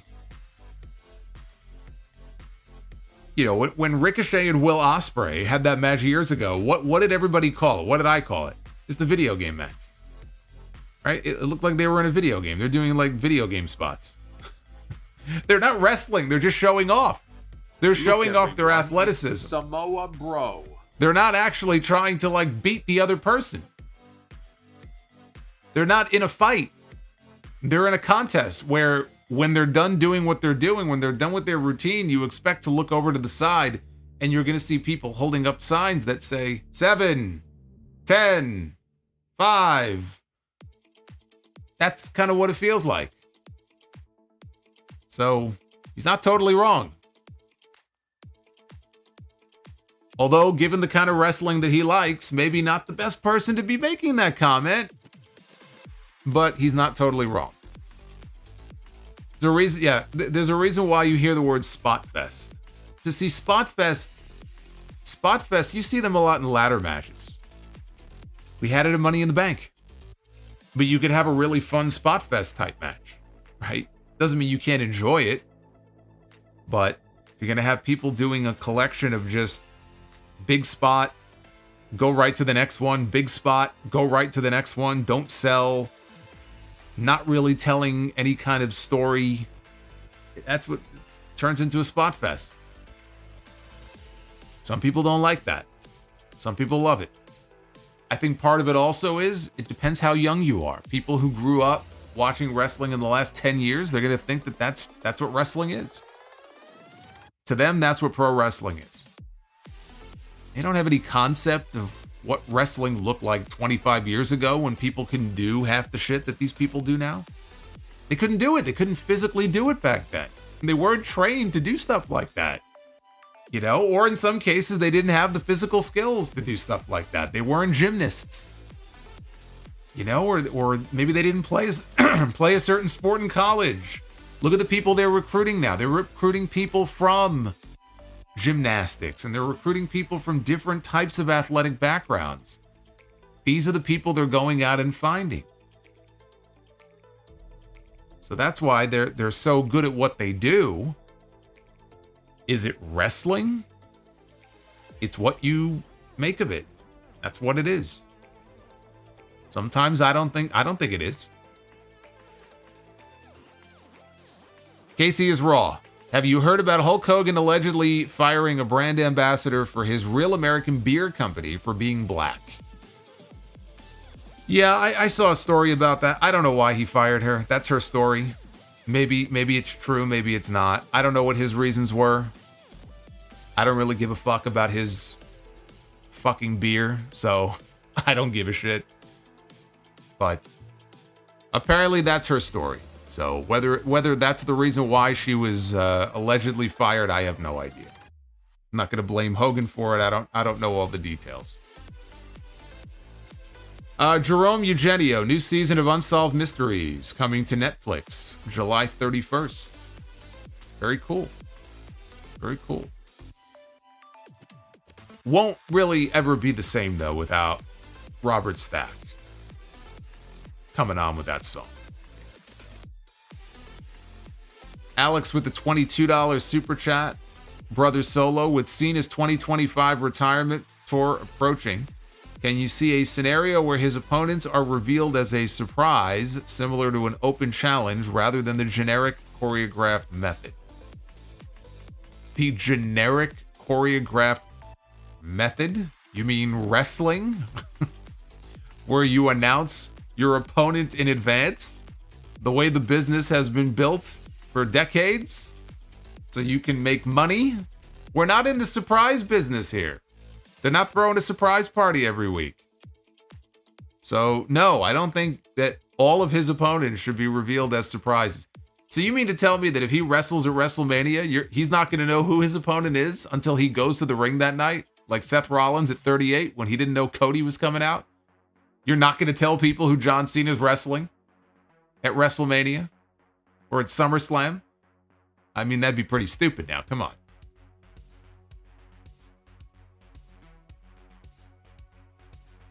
So no, I don't think so. Oh, look, it's our buddy Aldous Dick is back. Eli Cottonwood should be the next WWE champ. It's not Cottingwood, it's Cottonwood. If you're gonna say it, at least get it right. Eli Cottonwood, who had to cut a promo once about his mustache. Josh Carlos ranked these Austin 01 matches against Benoit and Y2J on Raw, Rock at WrestleMania 17, Triple H No Way Out, Angle at SummerSlam. The tag match with Benoit and Jericho is one of the greatest matches in Raw history. Rock and Austin at WrestleMania 17 is a legendary match. That probably should be in the number 1 spot. Number 2, I'm putting the tag match on Raw. That's one of my personal favorites. Number 3 would be the No Way Out match, and number 4 would be SummerSlam, which was also great. Base Beerus, word. I swerve when I drive. I'll be swerving when I drive too. July 26th. NYC Arena, House of Glory, the AEW World Champion Swerve Strickland and Prince Nana are coming back. They're swerving all the way to Queens. Stay off the Van Wyck. Starboy Bebop. Is it safe to say that at Punk affected both WrestleMania 30 and 40 main events for the better, especially after the possibility of a Cody injury angle? Yes. CM Punk walking out in 2014 is the reason why we got Daniel Bryan in the main event of WrestleMania 30. And it's his injury this year is the reason why we ended up with the situation playing out the way it did. So thank you, Punk. Everybody thanks CM Punk. Hype Man Slimy. Should pro wrestling be as respected as a sport? I assume he means a regular sport. You say respected. I think people need to have a respect for what pro wrestlers do and for the dangers that exist in what they do, and respect the fact that they are tremendous athletes who go out there and perform to entertain people while at the same time they are taking on great risk in doing what they do. And I feel like there are a lot of people out there who look at pro wrestling, they still thumb their nose, they look down on it, and they am the learning tree. don't understand the appeal of it. They don't. Thanks, guys. They don't get it, and they think it's stupid. They think it's all fake, and nobody gets hurt. And I do think you need to have a respect for what these people do and what they put their bodies through. But should it be respected as a sport? It's not a real sport. You know, it's not a real sport in the traditional sense. I look at it, it's just two different things. You know, I mean, there are similarities in that there are athletes in real sports and there are athletes in pro wrestling as well. Pro wrestlers are athletes, but it's still entertainment. It is not a straight sport. So you say respected, but I think they just have to be looked at in different ways. That's all. At the end of the day, it is still a television show. It is still entertainment. Base Beerus, if you can't beat him, yeet him. That could be his new slogan. The Real CS, I believe in Joe Hendry. A lot of people believe in Joe Hendry. Shawn Michaels seems to believe in Joe Hendry. Josh Carlos, more impactful and better heel turn, Hogan or Roman? Come on. Is this even really a question? Hogan. Why do people want to compare the Hogan heel turn to almost anyone else's heel turn? No. Hogan. I don't even think Roman turned heel. He just showed up one day as a heel. When did he turn? What did Roman do to turn heel? Explain that to me. He didn't do anything. He just showed up with Paul Heyman and veneers in his mouth, and he was a heel. That's it. And he could be whatever they wanted him to be because it was the Thunderdome, so they could pipe in whatever reaction they wanted. So they piped in boos because he was a heel. But he didn't do anything. Boots. Sammy needs Brett's steel plate. Yes, he does. He should wear the steel plate around his ribs. So the next time Braun Breaker goes for the spear, he knocks himself out. Rizzo. Lana was legit buried. That was infuriating. I'm glad the old man is long gone after that crap.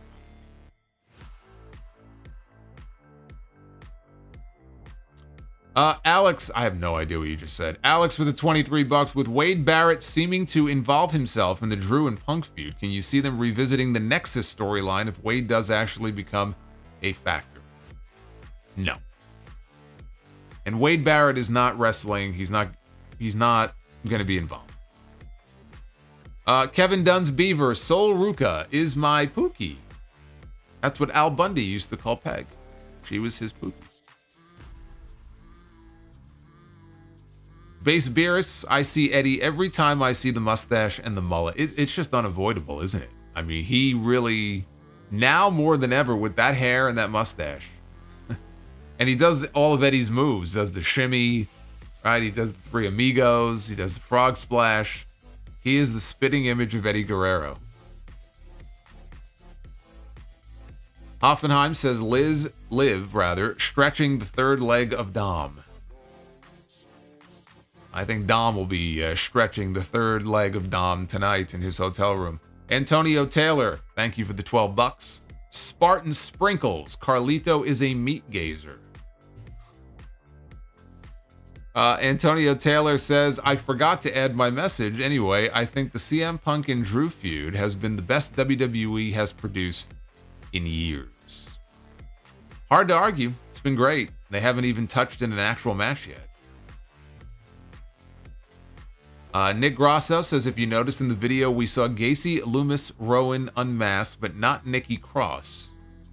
No, she was in the video. I'm almost positive I saw her in the video. David Thiering with the $50 Gunther bomb. Not gonna lie, Solo, you and I had the same thought when the Judgment Day walked in on Liv, helping Dom stretch. I was getting flashbacks to when Steph walked in on Triple H and Trish's funny business as well. Rhea is going to be out for blood. That's why you got to drag it out. You got to make the people wait to get it. You know, you don't want to give that shit away.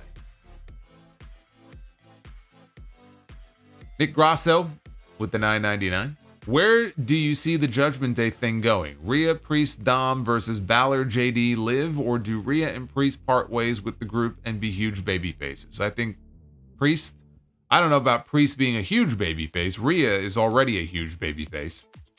But yeah, I think they're going to part ways and end up going babyface. Bleed Boston. Rhea should become the 6th member of the Wyatt Six and start dating Bo Dallas to get back at Liv Morgan. Won't happen, but that would be pretty funny.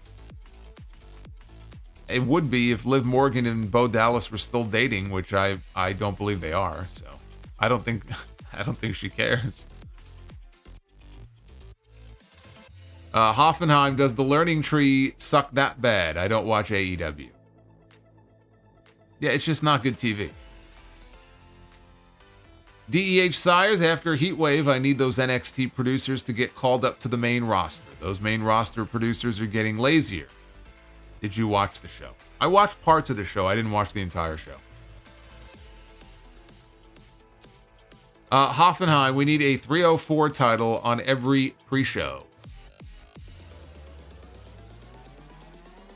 Chris Mikesell, what was a better tournament final title match to introduce a new title? European title, Owen versus Davey Boy, or US title, Eddie versus Benoit? Owen against Davey. I think that was in Frankfurt, Germany, I believe, on Raw. Sean D with the learning tree. I'll tell you why they're doing belly to bellies to one another, because the WWE is now filled with all Japan nerds and are now competing to see who can take the hardest bump to the head like Kenta used to. I am going to go out on a limb here and say that Chad Gable is not an all Japan nerd. He does do a lot of suplexes though, because that's what he does. He's like a little mini Kurt Angle. And I really wish they would stop doing that on the floor.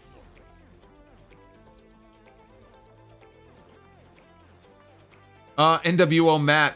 So, like Eddie versus Ray, battle for Dom. Can we get Liv against Rhea, battle for custody of Dom?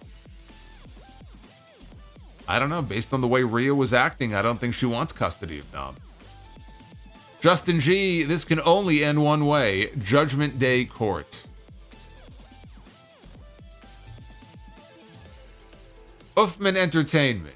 Vince Russo special. Dom turns on Rhea and joins up with Liv. You know, they've done a good enough job with this that I don't even know that that would necessarily be a Russo special at this point. A Russo special would be like a turn just for the sake of doing it, and it makes absolutely no sense.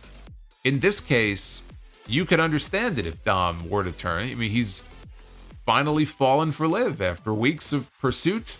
Maybe he has, you know, all the times he's fallen on top of this woman, his face buried in her crotch, all of the things that have happened between them. I could imagine a scenario where he falls for this woman. Barry says there's a message in my Cheerios. It says, oh.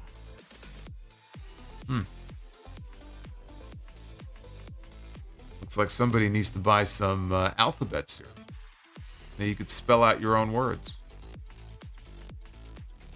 Blissfan says Bo and Liv are still together as far as I know.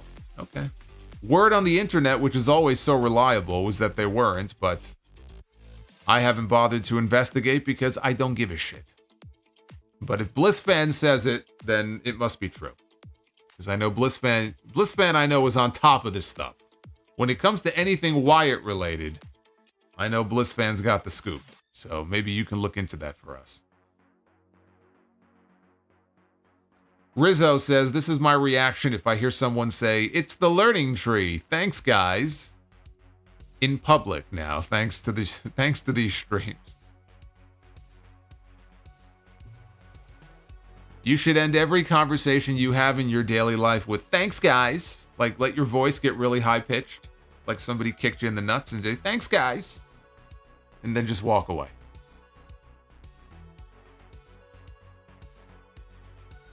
David with the 15. I'm curious as well if Rhea Ripley is in fact medically cleared. Any chance that if she is, do you think for SummerSlam we get Liv against Rhea for the title with Dom as special guest referee? If Dom is going to be involved, that would be the obvious role for him. I just don't know how you get to that. Like, who decides that he should be the referee? Well, yeah, I guess Liv could make the recommendation. Yeah, you know what? I think a referee spot actually makes a lot of sense. I think so. With both women thinking that, you know, they've got Dom in their corner on their side. What's he going to do? Who's he going to count the winning fall for? James Jackson. Liv against Rhea, Hell in a Cell at Bad Blood. No. Drew and Punk. Hell in a Cell of Bad Blood. It's the only way. The learning tree, or the learning sicko Dr. Bropio. Give Cross a TikTok gimmick. Thanks, guys. We already tried the TikTok gimmick. It didn't work. DEH. Liv changed her profile picture to Dom's face and her crotch. I mentioned that already. We've got Base Beerus. Now, I love the fact that he wrote BS for buy or sell, but I just read that as BS, and then I saw Hogan, and I said yes. Buy or sell. Hogan knows best, or Total Divas / Total Bellas. I'm going to sell on both. I don't watch that reality TV crap. There's nothing reality about it. Garbage. Garbage. I don't watch it. I don't understand it. I have friends, my own brother, like they're fans of all these weird shows like Below Deck, and why do you watch this shit? Like, what's wrong with you? You know what I like to watch? Like with lunch sometimes, I'll sit down during the day, I'll fix myself some lunch. All these people watching their reality shows with all these young people, all these hot women, all this stuff. You know what I'm watching? I'm watching Pluto TV. I'm watching episodes of Matlock. And I'm not talking about this new Matlock that CBS has with Kathy Bates as Matlock. I'm talking like Matlock, the original. Like the show my grandmother would watch when I was younger. And now I find myself sitting here watching random episodes of Matlock. Real television. Not this reality TV garbage. DEH Sires, Fightful reported Jordan is a free agent in January of 2025. That being Jordan Grace. Yeah, well, I think that was the belief, is that her contract was going to be up in 2020. She's WWE bound, please. I've known that for a while. Not with any personal knowledge, just you read the tea leaves. It's not hard to see. WWE is going to get her, and she's going to be a big star for them.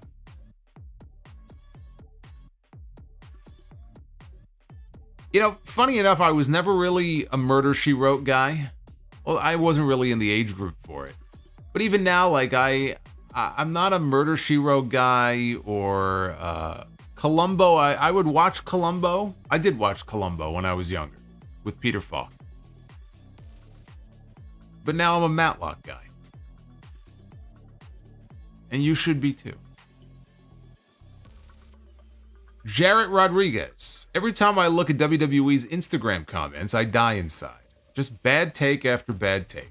You've educated me on the marks of the past with the RSPW Rewind segment, but in your opinion, which is worse, my generation or yours? Oh, your generation is far worse. Far worse.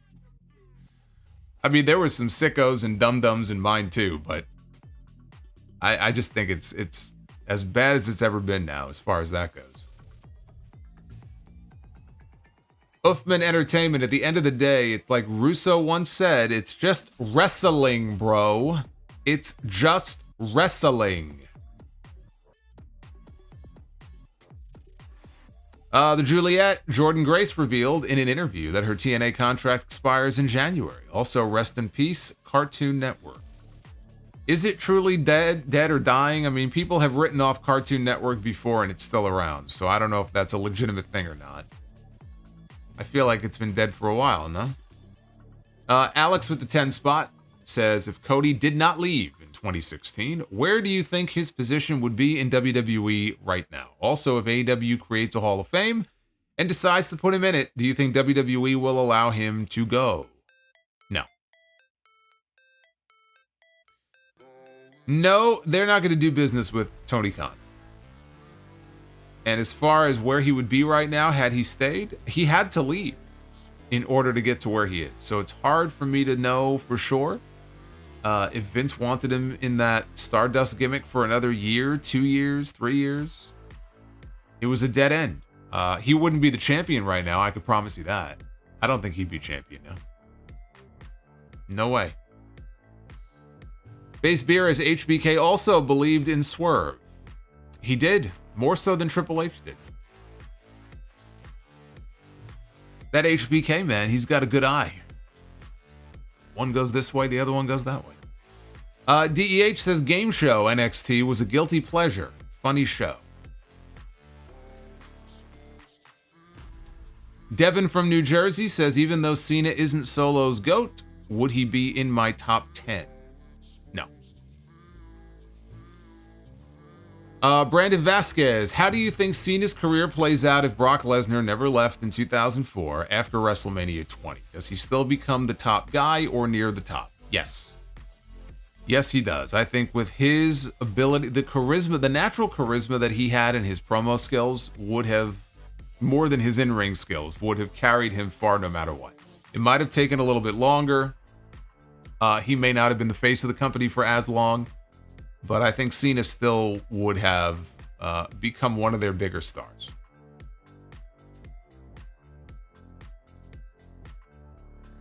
Jarrett says, oh, and I forgot to ask, what are your overall thoughts on Javon Evans?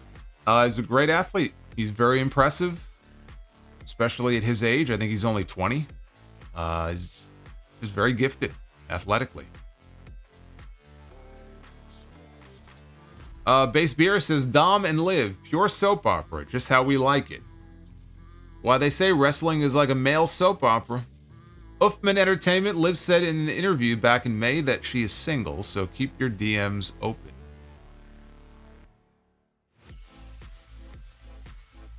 And Boney, is Jordan Grace and Joe Hendry TNA's only star? It feels like it, right? No, they have other stars. I mean, they have Mustafa Ali, and they have Nick Nemeth, and they have Moose, and they have Josh Alexander, and they have Speedball Mike Bailey. Trying to think on the women's side. They have Jordan Grace. Who else? Who would be like their number 2, though, on the women's side? Is Mickie James still active there? I don't know. But Jordan and Joe Hendry are kind of their big names right now that WWE is trying to utilize and take advantage of. They're kind of the main ones. I guess they don't want Speedball. They want Joe Hendry, because Joe Hendry, he's the talk of the town right now.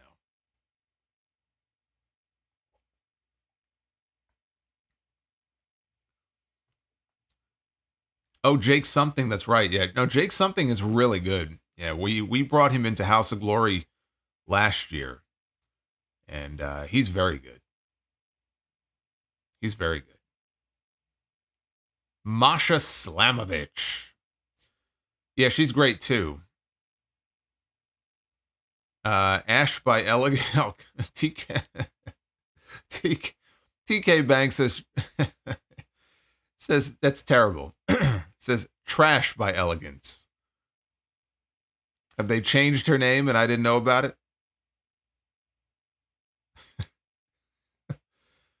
Thunder Force. Whatever show WWE does for John Cena's retirement, would you agree that WWE has to have it in Boston? I do not agree with that. And in fact, I am wondering, because every year WWE has a post-Christmas show in Madison Square Garden on December 26th. And so I wonder if maybe they turn that into a like a Peacock event, and his final show is at Madison Square Garden. Wouldn't that be a great place for it? Just because he's from West Newbury doesn't mean that he has to retire in Boston. I think MSG would be a fine place for it. I mean, if he's going January through December, then why not? Why not do it at the Garden? Turn it into a big special. Maybe it could be a live Netflix special, if not on Peacock. A live Netflix event. John Cena, the final match, live from Madison Square Garden.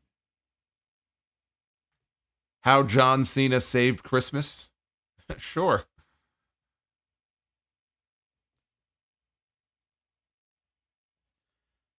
Thank you for the likes. We are currently sitting at 618 and counting. We are getting close to 650. That's what I like to see.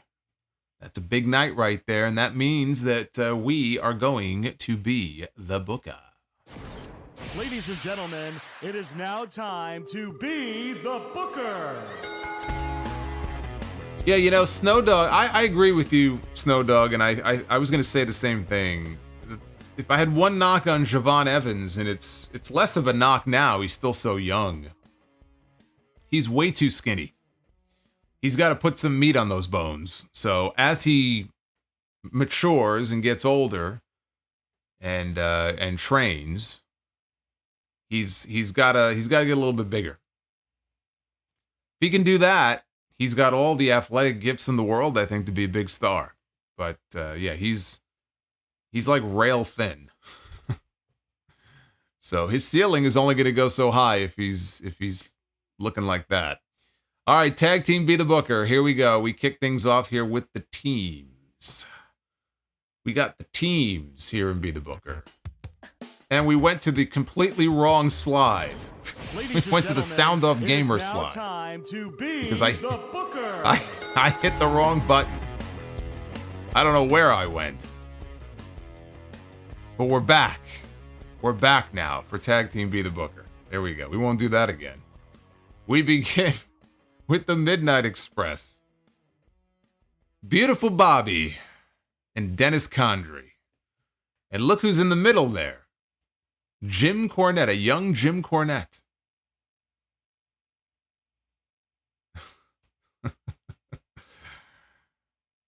And here you thought we were going to lapse into a game of 2K24. Not tonight, we're not.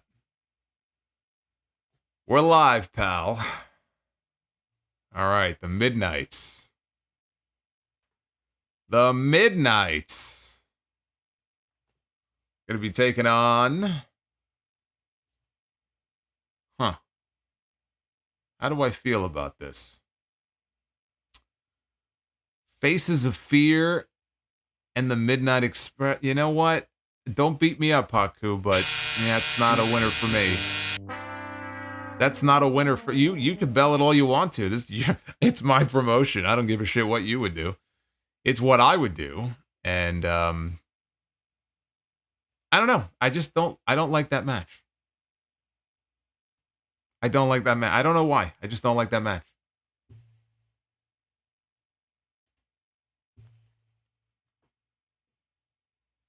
All right, women's Be the Booker. Let's see what we got here. Women's Be the Booker, we begin with Willow Nightingale, former TBS champion. She is going to the finals of the Owen this week against Mariah May in Calgary. Big fan of Willow Nightingale. Willow Nightingale, there we go, is one of, if I had to say who my favorites are right now in wrestling, among the women, Willow Nightingale's on that list. I think she's great. And she's going to be stepping into the ring with timeless Toni Storm. There you go. We got ourselves an AEW match here in Be the Booker. We've got Toni Storm and Willow Nightingale.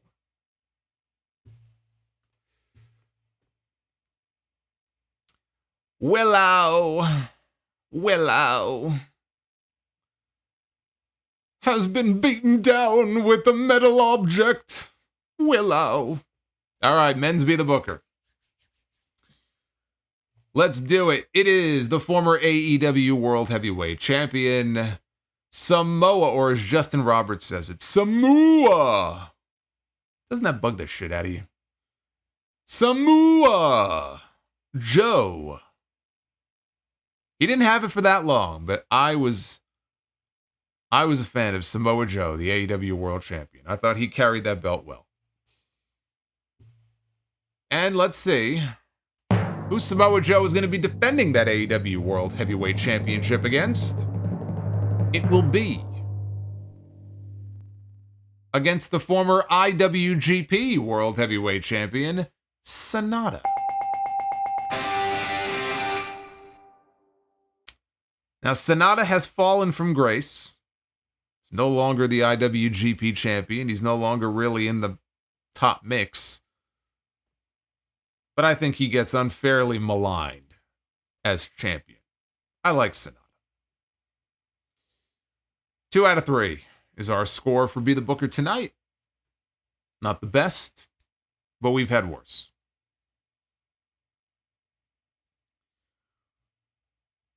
Darth Panic. Could there ever be a partnership between WWE and House of Glory? Never say never. Never say never.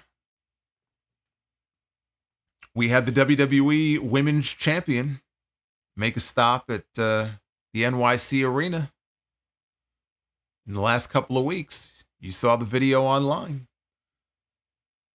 We had the WWE Women's Champion and AEW TBS Champion with their titles in the same place at the same time, under the same roof.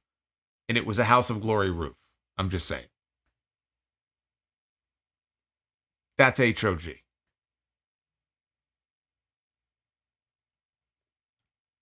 You never know what you're going to get. You never know what plans are in the pipeline or who might show up. You never know. Ty Woodsworld with the $4.99. Has anyone ever thought that Liv actually saving them, quote unquote, from Rhea, that he's saving her from Rhea, or that she's saving him from Rhea? Stockholm Syndrome from Rhea to Dominik. Something to think about. Nobody has thought that because that's not what's happening here. This woman has literally been telling us for months that she is on her revenge tour. And that's all that this is about. It is about revenge.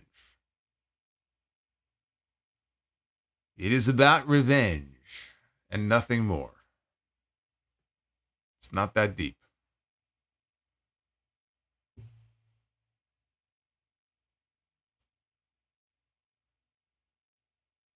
Dirty Liv Morgan and Dirty Dom.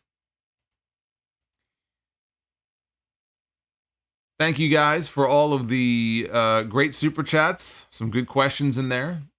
And thank you also for the 600 plus likes. That is awesome here for a Monday night. Going to be live with you again on Wednesday night after Dynamite goes off the air. Dynamite's a big one this week because we have the finals of the men's and women's Owen Hart tournaments. We have Hangman Adam Page against Bryan Danielson, and we have Willow Nightingale against Mariah May. So both of those matches are taking place. Swerve Strickland is back on the show. Will Ospreay will respond to MJF. So that is going to be a good night of wrestling. Of course, I'll be live with JD on TNT tomorrow night over on his channel. So a lot of stuff coming up. If you missed episode 869 of The Sound Off, again, make sure you check it out. My full review is on there for the WrestleMania 40 Behind the Curtain documentary. An honest review on what I thought of The Rock and Roman Reigns and Cody Rhodes and Seth Rollins. Mostly The Rock, let's be honest. It was about The Rock. It was basically The Rock's documentary.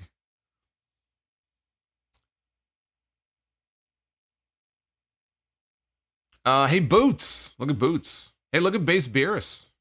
Holy shit. Base Beerus just gifted 5 channel memberships. Thank you, brother. Boots says, ever notice that modern day Stevie Richards looks like Adam Cole, but older? Also, your thoughts on Ethan Page becoming the NXT champion. Good for him. He's been there 6 weeks. He's already won their world title. I don't think he's going to have it for that long, but he seems to have adapted very well, as I said he would. From the moment he made that first appearance, I said he's going to do just fine. He's going to fit in perfectly fine in NXT. I thought that it was the best place for him because he could be a big fish in a relatively small pond. Yeah, you send him to the main roster and he'll, I don't know that they're really going to have anything for him right now, anything meaningful. NXT really feels like it's the right place for him to ply his craft and show people what he can do. And then hopefully at some point he will get a shot on the main roster. But right now, I think he's got a good thing going, and I'm happy for him. And he clearly is a lot happier now than he was then. As he should be. Eminem, what a night of surprises, and the fun has only begun. Can't wait for TNT tomorrow, Dynamite Wednesday, SmackDown Friday. Can't forget Shark Week. That's right, it is this week, right? This week is Shark Week. And Base Beer says, who's one of your favorite stand-up comics? George Carlin is, he's the GOAT. Carlin is the GOAT. And that Jerry Seinfeld guy was pretty good too back when he was doing stand-up. I guess he still does stand-up, but in his earlier days. I mean, I heard it even got him a television show.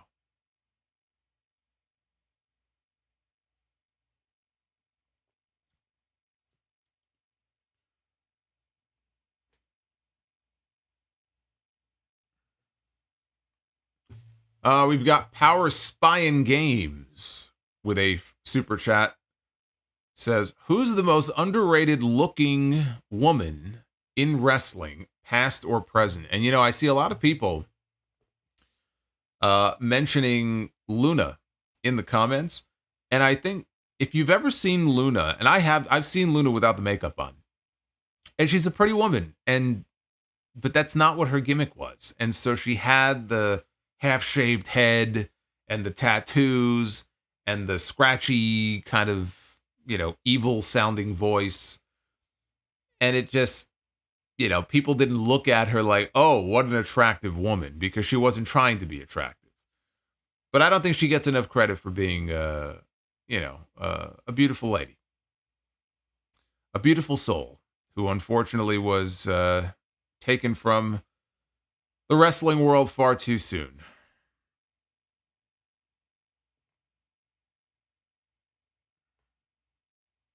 You know who else is actually a very, very pretty woman, and you would never know it based on the makeup job when she comes out, is Abaddon.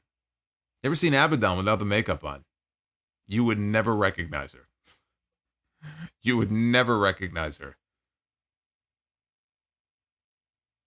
She destroyed her voice for the business. So did Savage. I think Randy Savage felt doing that voice for 30 years. I did it for Halloween one night, and I wanted to die. What a mistake that was, especially for somebody who does a podcast. What the hell was I thinking? Never again.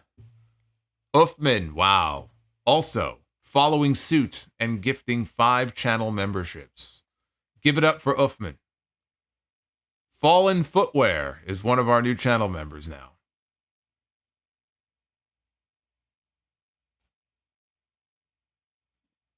Thank you very much, guys. Base Beer is not one to be outdone, says, the hell with Uffman. He's going to gift another 5. And so now we have 5 more, including Dooley and Gary. And Oasis 793, welcome to the channel. I love the sea of green that we have. If this was Sesame Street, the color of the day would be the color green. That's what I'm seeing right now in the chat. Sherry, yeah, of course. Sensational Sherry. But I think a lot of people did look at Sherry, and a lot of people had the hots for Sherry. You know, she may not have been the pretty blonde, you know, that they were always so fond of, but Sherry was a looker.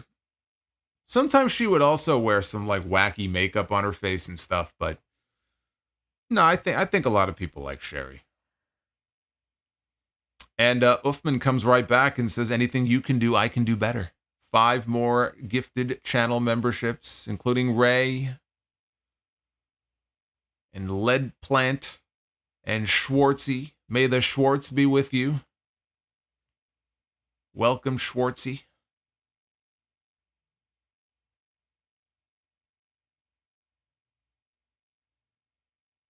Crystal Marshall was underrated. Crystal Marshall was underrated? What, are you kidding me? Crystal Marshall was fucking gorgeous. Underrated. She doesn't get talked about because she wasn't in it for very long. I thought she was gorgeous. Hey, Edward Brooks, welcome to the channel. It's good to have you. Daphne, yeah. Daphne's a good one. What is Tori doing these days? I think she's doing yoga. I don't know if she's like a yoga teacher. I don't something like that.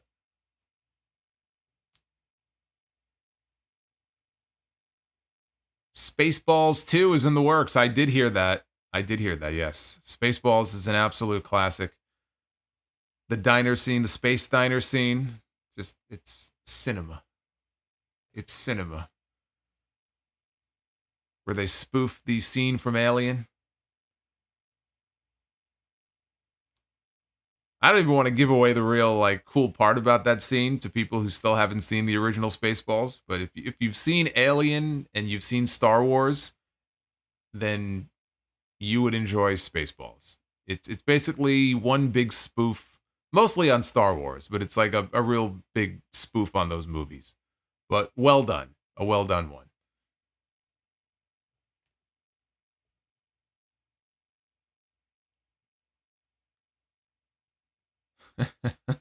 Right. So instead of Jabba the Hutt, you had Pizza the Hutt. Mel Brooks is a genius. He really is.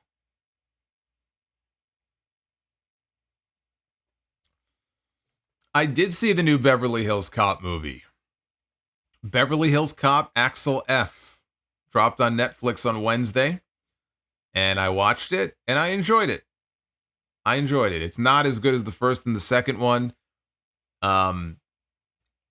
It's probably better than the third one. The third one I haven't seen, though, in so long. I know a lot of people are not fond of the third one. But I enjoyed it. I enjoyed all the cameos in it. I just think it's cool that they were able to get most of the original people back. You know, they got Paul Reiser in it, Judge Reinhold, and the old guy, the other cop, Taggart. You know, he plays Taggart. Bronson Pinchot. Balky. He's in there too. Very cool. Although a little depressing that you see like the old guy and some of these guys that they're still working. It's like, shouldn't you be enjoying your retirement? Why are they still working? Did I watch MacGyver? Yes, I was a big MacGyver fan as a kid. Not this new fucking MacGyver they came out with a few years ago. I know there was like a rebooted version. Fuck that shit. Richard Dean Anderson, baby. The original MacGyver. That was my jam when I was younger. And that theme song, too. A great theme song. Nothing can hold a candle to the 80s theme songs for television shows and sitcoms and dramas.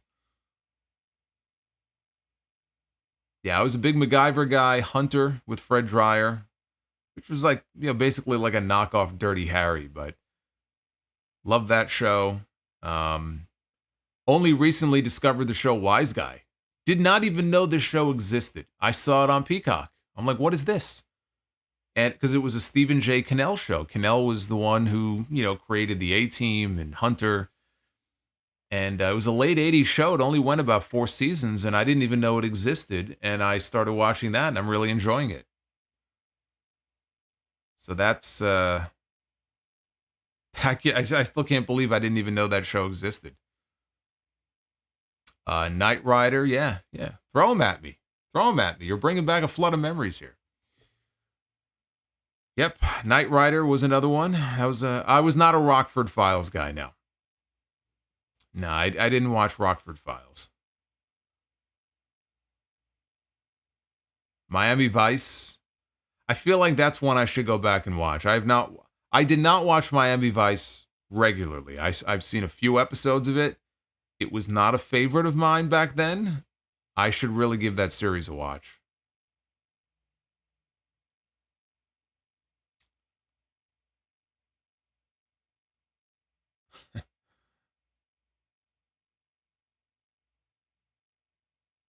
Yu-Gi-Oh? Did I catch up on Yu-Gi-Oh? No.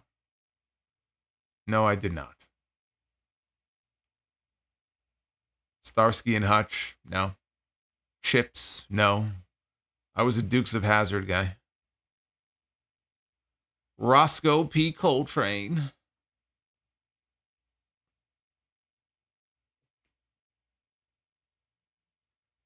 But you know what? Believe it or not, was not a Magnum PI guy.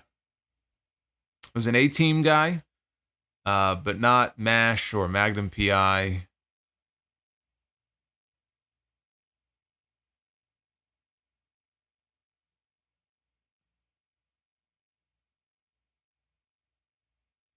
Did anybody watch Wise Guy? Am I the only one who's like even aware of this show? One of the main characters is played by Jonathan Banks, who was actually one of the villains in the original Beverly Hills Cop, but you would know him better maybe as Mike from Breaking Bad. He was in Wise Guy.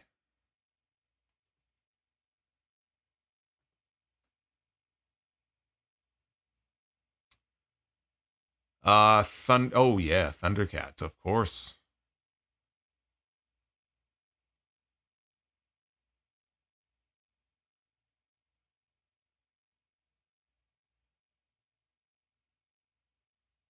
CSI New York. No, I don't watch any of that.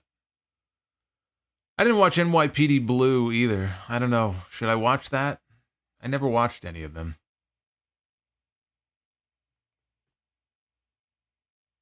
Married with Children, of course. Married with Children is goated. Al Bundy is goated.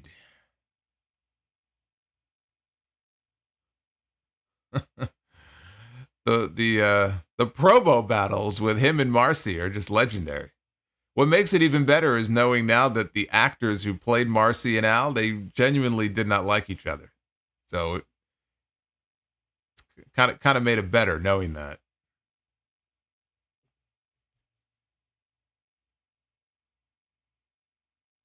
You know, it's funny, just to go back to what you guys were saying before about like women's wrestlers who didn't get enough credit for being, you know, beautiful or known for their looks. It's still wild to me how on that show, you know, Al is always making fun of his wife and insulting her, and it's almost like he's being punished by being married to her. But Katie Sagal, and she had the big, you know, like beehive hair for a while, but she had like the red hair and everything. She's actually, I mean, she was a beautiful woman.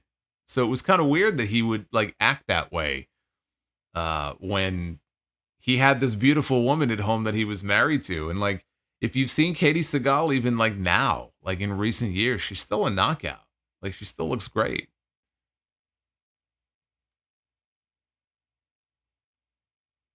Yeah, he definitely outkicked his coverage in terms of who he married on that show.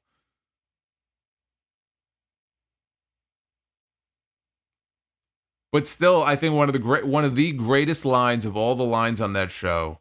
There were so many great insults and one-liners, and I mean, you couldn't have a show like this today because, you know, can't be funny. But she walks in, she came from like the store or wherever she is. She walks in the front door and he's sitting in the kitchen eating, and she's like, "Hi, Al, did you miss me?" And he goes, "With every bullet so far." Just like the way he delivered it. It was just so perfect. The writers on that show were fantastic. Like the stuff they would come up with. Oh, it was so great. Like I would laugh so hard my ribs would hurt. That's how funny it was.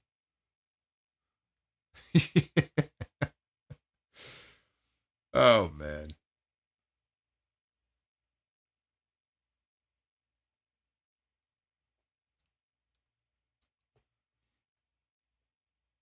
But imagine like signing up to be on that show. Because, I mean, if you watch the show, you know the story there. You know, he worked in a shoe store and he complained about all the fat women who would walk into the store every day, right? He just was brutal. Like, he was brutal.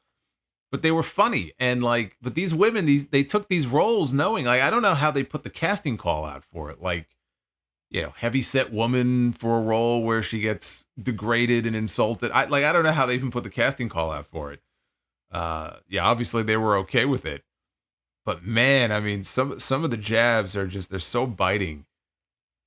But again, the writers would just have a way with words and the stuff they would come up with. There was one, oh God, there was a woman and he insulted her in some way, and she was like, "You'll be hearing from my attorney." And he says, "Will that be from the law offices of Hagen and Daz?" Like, how do they come up with this? Like, it's so great. And then for the longest time, there was an episode where he ends up at the unemployment office. And I thought the woman, the female actor in the scene was the Snapple lady, but I don't think it was. I think it was a different actor or actress. But he's sitting there. He's sitting in the unemployment office. And like the first shot of the scene is of her nameplate on the desk, and it says Ms. Blaub. And like I already know that this is going to a very bad place. And they pan out, and he's sitting there, and of course, she's a heavier woman, and she's sitting there. Like the audience is laughing before like a single word is said, and then he has to like say her name. He has to like say her name, and he goes, and so Ms. Blaub, and I'm just like I'm dying, and she says Ms. Blaub. And he says, "Oh yes, I'm sorry that I'm sorry your name was partially obscured by some errant flesh." And then they're insulting each other back and forth, and she goes, "Do you have any skills whatsoever?"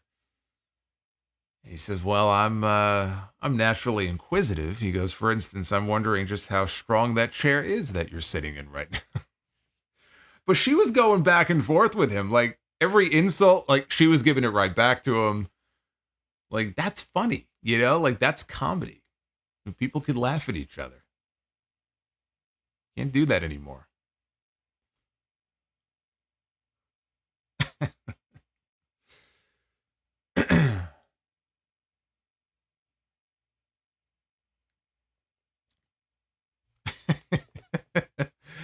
Yeah. Oh man. Then remember the whole no ma'am thing. It was there were so many memorable ones. Oh man.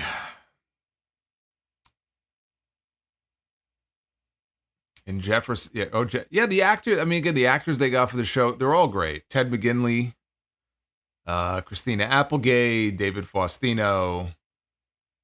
The guy who played Griff, the guy who played Officer Dan, the guy who played Bob Rooney, all of them. All of them were great. Psycho Dad. I forgot about Psycho Dad.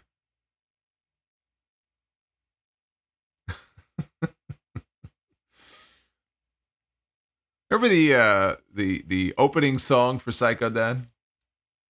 There were a few different versions of it. I could still hear it. I could hear the jingle in my head.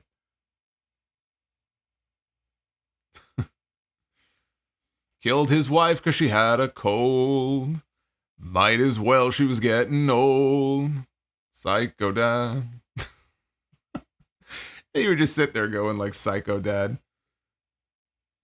We gotta get a Psycho Dad super chat. That's what we need. At the nudie bar. Oh my god. Now I want to go on a Married with Children kick now. Oh, we could be here all night. I'm gonna let you guys go. This has been fun. Holy shit! I didn't realize it's 2:00 in the morning. Jesus. I didn't think it was that late. Thank you guys for all the super chats tonight. Thank you for all the likes.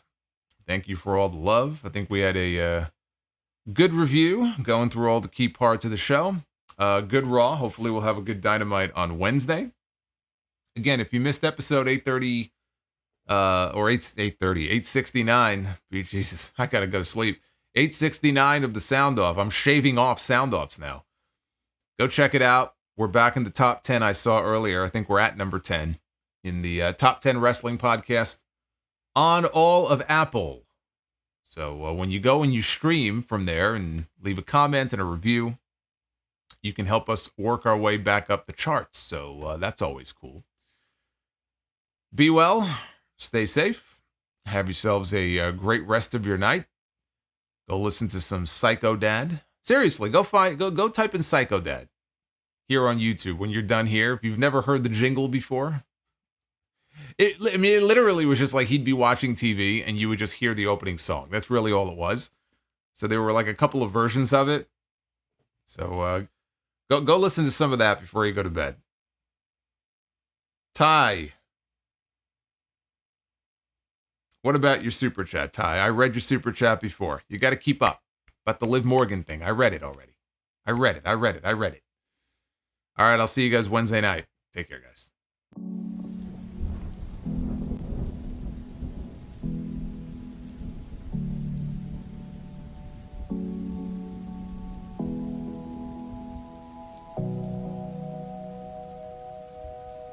Oh, Ty, now I see your new one. I was looking at your old one. Now I see the new one he dropped. There were a whole bunch here I missed. How did I miss like this whole batch? There was a whole batch of them here that I missed. Holy shit. The Mount Vernon kid, Christopher Bennett, says, on Pluto TV right now, watching tonight. Knight Rider. Watching Knight Rider. Yes, they have that on Pluto as well. And how did I almost miss all of these? We've got Devin from New Jersey. Solo. Yeah, Devin, I got yours before. I got your first one. Your second one I did not get.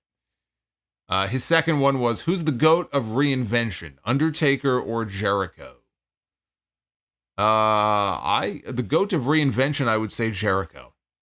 Jericho had more radical reinventions than Undertaker did.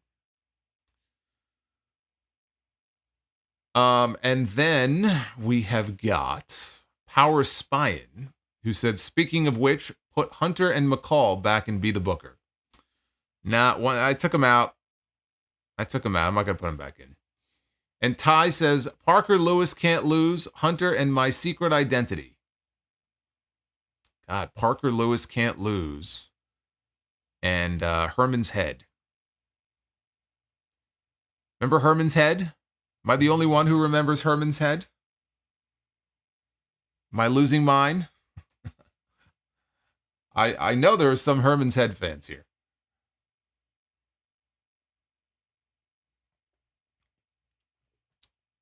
No? Okay, I guess I'm the only one.